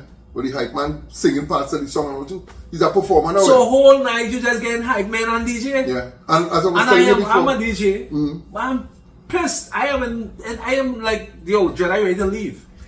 I Because am noise whole upset night. about it because at the end of the day, our carnival, as I was saying earlier on, primarily is a music festival. Be it Pan, be it Calypso in the Tent, be it Soca, be it whatever. You know, it's a music festival. It have costumes and all that and mass, but it's music. Music is what propels the carnival. Yeah. Which music festival in the world you go and do get live music? Apparently, And they don't can't understand get it. live music. Yeah, they don't understand the concept of live music festival. Yeah, it's a music festival. It's So not. why we don't have live music? And it's not like we have a shortage of musicians.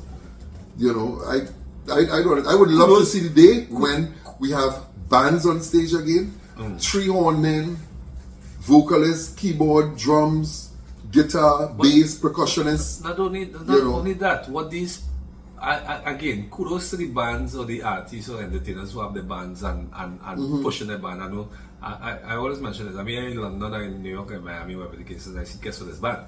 Now they see kids performing this band everywhere. Understood? No problem. But why? The question was, you taking $10,000 for yourself? Yeah, You not on the longevity of this business, of the industry. You're not about the business aspect of the industry. You're about the business for yourself. And it's amazing to me that you can literally jump on a plane because the promoter say, I want you, by the way, your band. Your band's supposed to be part of you. Regardless of what, because you also get a different field. I understand that not everywhere you go. So, okay, right, take a pay cut. yeah. Take a pay Take a cut. pay cut and get your band. Get your band out And because... eventually the money going to go up and everybody live. But then again, going back to you, with the 5,000 people at 5,000 copies that they sold, Yeah. you just performing for the Caribbean diaspora who are in different parts of the world. And KV Charles, I have an interview with KV Charles and KV is sorry. But we have to go and do this again, and I'm going to make this officially now. I can't find the one that we did. KV Charles was the second or third interview that I had. Right? And they can't find it. I don't, it's like a ghost. I don't know where it gone. It's there, man. And I've been searching for it and I just think I'm using this opportunity to tell KV, listen, KV, we have to do this again. Because KV and I had that in-depth thing and KV put me on point. He put me on pure point. Tell me when we go all over the world now, and we performing for people, right? Where we go? Where we go? Where we going in the world? We going all over the world as soca artists and things. We performing for people. Hey! And then jump up, I'm KV, what you saying? Tell me we performing for Trinidadians. Right? All over the world. Yeah, of course. We're not performing for... That's what I was talking We're not about. We're performing. preaching to the choir because Yeah. I call it the milk run. When you leave Trinidad You know how milkman is have a stop every. You know he's dropped milk by 23 and 25. And you know the houses. So when we leave Trinidad and we do Jamaica, the next major carnival in North America, because it's the carnivals that pull us. Right, that's what we're about. So when we leave there, we go into Washington. I think the same weekend, not Washington, no? Atlanta and Orlando, same weekend. That is this weekend. Memorial weekend. This is Memorial weekend, by the way. This Memorial weekend here coming in Atlanta and Orlando. How? Same weekend, right? And we keep, what happening is people just bounce the starter, take the train, do what they're doing. You're going to Atlanta? Yes. When you reach there, then they say, but I am stage right there. I say, but girl, watching shit, but girl, you in every carnival. Because they follow. Yeah, they so it's really and truly you're preaching to the choir. Yep. Now you appreciate the support and the people love the art form and they follow it wherever. But I am longing to be on stage where when they announce me, ladies and gentlemen, live from Trinidad and Tobago, Mr. Anslem Douglas, they clap you because out of respect, that's what they do. I want to perform on a stage where people are not here to judge you. They're here to be just entertained. They come to hear music. They may come to wave no toilet paper and say, so he had a new song. It's like, you know, so, but he had a new song. Not only that, you know. Not only that. It's amazing as well to see that. Well, I could say not Caribbean, I will talk about Trinidad and Tobago. An older or an experienced entertainer in the art form, more, let's say, like yourself and other people who came, who pioneered this culture from since then. They may want to see you, the younger generation, that kind of thing. Unlike the US and Europe, the older acts and the older entertainers. Let Patti LaBelle come. Let Patti LaBelle come in Barclays Center. You know she in Barclays Saturday. Who, Patti LaBelle? Yeah. I just said that on the top of my head. No, I mind you, my good friends in Embolin. I don't want to hear she. I'm like, I want to hear that woman because that is what we grew up on. But these are people who don't have to have a hit for years and they will fill the stadium. They don't. Right? Because people love them not because of what have they done. Old. You see, we are a what have you done lately. Exactly. In the real world of music, yeah, it's about the body of work that you have done. And we respect and which love is different. It's the body of work that you have put down. So Lionel Richie don't have to have a next hit till his grandchild is 60. Exactly. Right? But people will pay money to see him because of the body of work that he put down. And again, as I explained to them, listen, it's not about that and paying money. Just see this one and that one and whatever the case is. These people and them are pioneers of their culture for how many years? And you imagine they have a song that came out in the 60s and in 2025 is relevant. And it's still saying something. When I did Bury Clothes, as everybody knows, or Stick Fight, or you know what I mean? Wow. Yeah. 1997. Yeah. We talking what? 2007. 27 years. Yeah. 28 years. 28 years. 28 2 years. From now, it'll be 30. A song came out that's still mashing up young party, old party, middle-aged party, foreign party. Political party. And you telling me, right?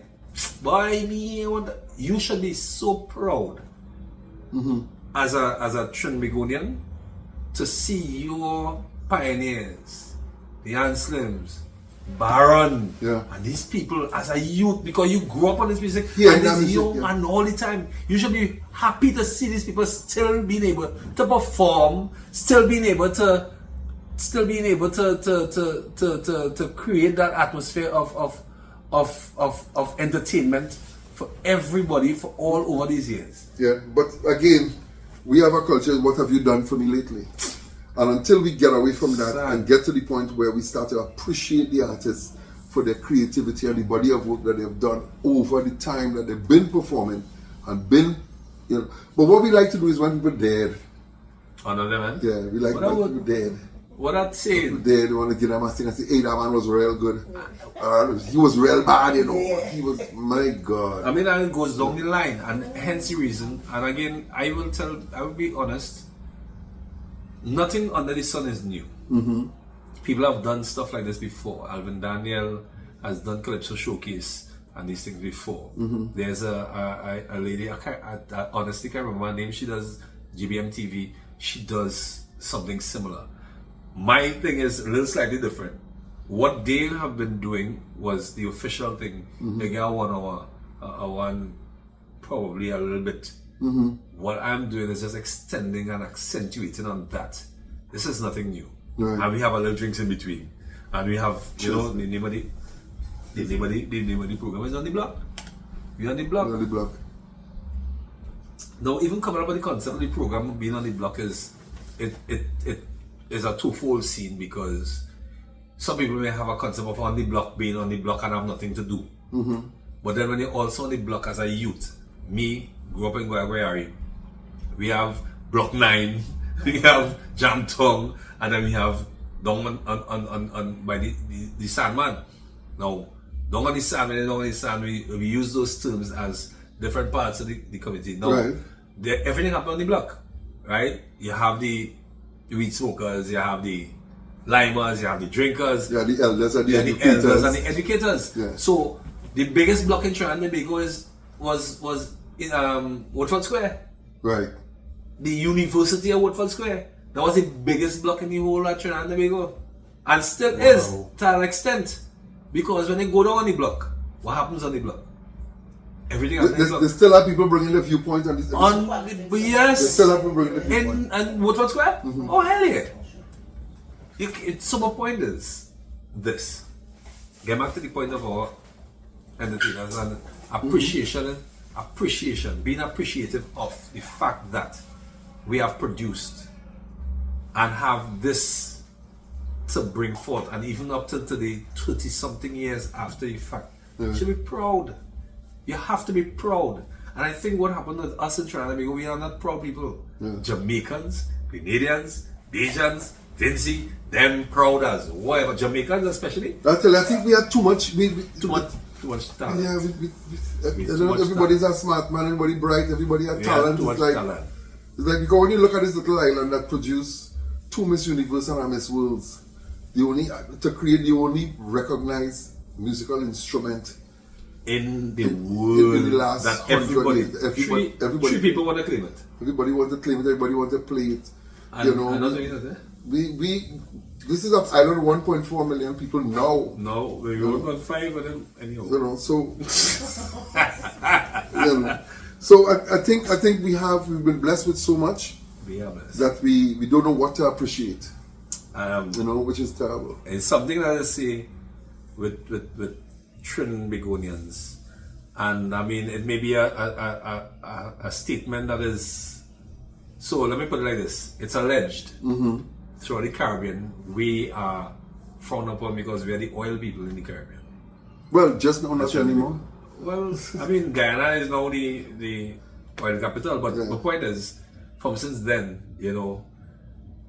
And frowned meaning everybody else depend on tourism and probably agriculture for survival throughout the Caribbean. Even up to now, this day, Trinidad and Tobago have always, I mean, for a while, for a very long time, oil and oil Natural gas and there's called the barrel children and asphalt and natural resources. The problem, the thing about it is this: if we only understand the power of tourism and the kind of money that tourism could generate, you know, look even athletics, sports. We have my brother-in-law, he's Grenadian, and in Grenada, intercol is not just football. Oh no. Intercol is inter-college sports. Yeah. So it's all different disciplines. Yeah. Intercol in Trinidad is football, and that's it. And mind you, in the call in Trinidad and Tobago, and I mean it's sad to see, but in the call is, and then going beyond is who have the clout. But where's the track and field and the boxing and the martial arts and the swimming and all these things we that have we talent. could, We have we had the the talent. Caribbean. It's just no vision. The Caribbean is talented. And why do my people perish? For a lack of vision. They have no vision. They ain't seen down the road. We see now, and we're very contented with now. You have to see down the road and understand that them children come in. Well, And what you're putting in place for them children. well, they ain't care about that, you know. Because of their reading. I find somebody should give me a work.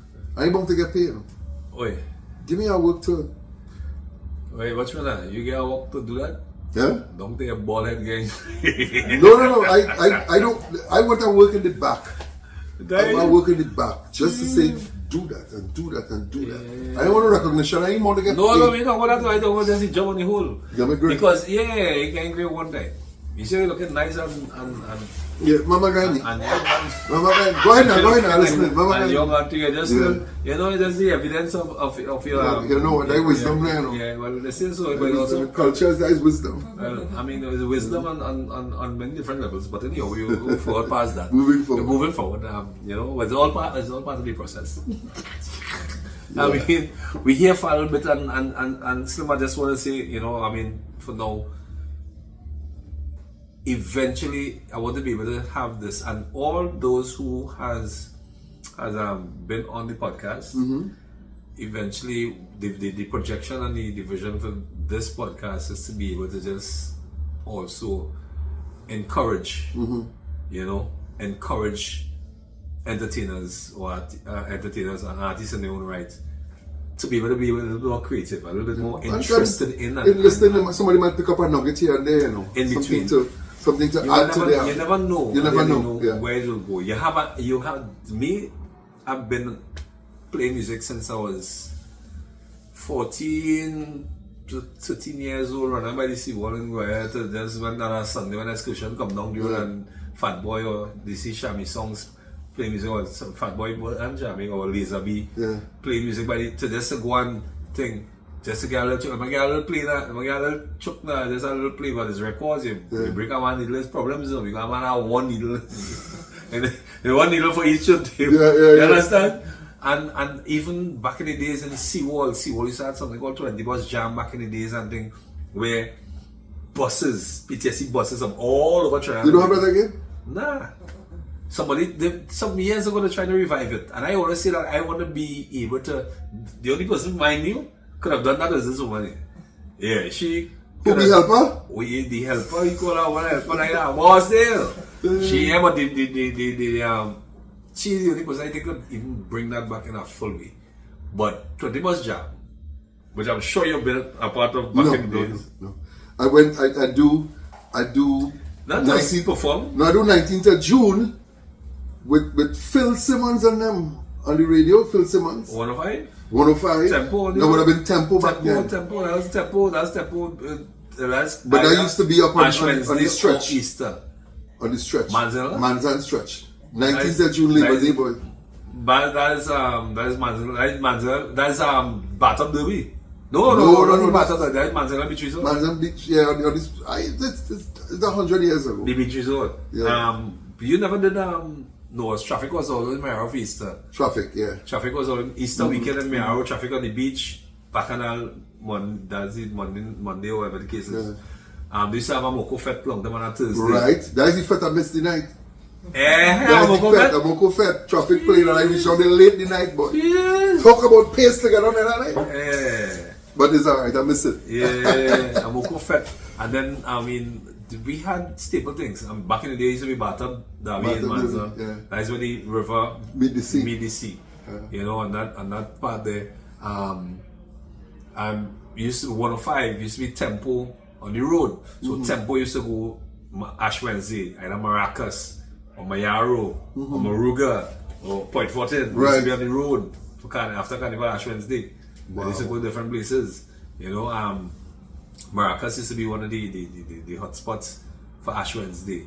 All the beaches as a matter of fact. And then Easter there are different beaches as well. And you know, so even in my time when I joined, I got a part of that. So when you join, Yeah, when I joined the team, you know, you sign up before when you join. yeah, I signed dotted line. You join. I joined that team, but I mean, with regards to the younger or the upcoming DJs, entertainers, even people, just general youths, this is supposed to, at least I would like it to be able to be a catalyst to go back, to get some history. Yeah. And the only way you can get real history is from the horse's mouth, basically, from the people who lived it, you know. And me being here by myself, I would like eventually to have a co-host who are a little older than me, to be able who lived that experience then, to talk about it, because some of the things that he's talking about I may not know. Yeah. And like that's so I much say- thing that I don't know, because remember there was a time when I come in and I was a young one. Yeah, I was a young one. everybody is be a young young one when one they at jump some in. point in Yeah. time. So it's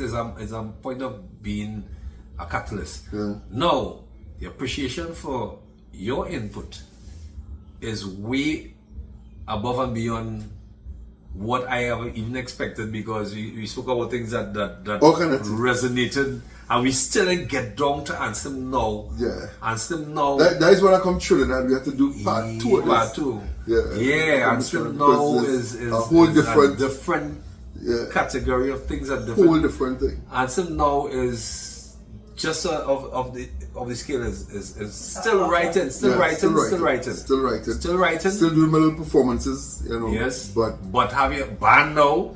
I'm a band. The Yeah, band just waiting, band but the now. problem is people don't want to hire whole bands.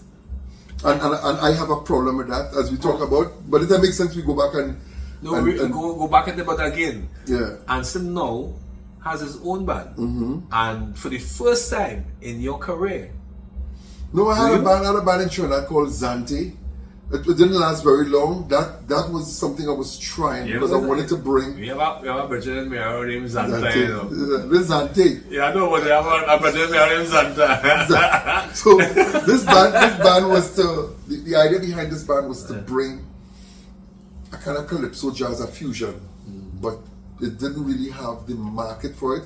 And I think, in all fairness, I did not do a proper feasibility study before I invested in a whole band and all of that. You know. So what Bigfoot doing now? Who? Bigfoot. Laurington. Bigfoot, the singer. Yeah. Ballin' like me. She ballin' like me. Uh-huh. Right. What she's doing now is the intention I had. Okay.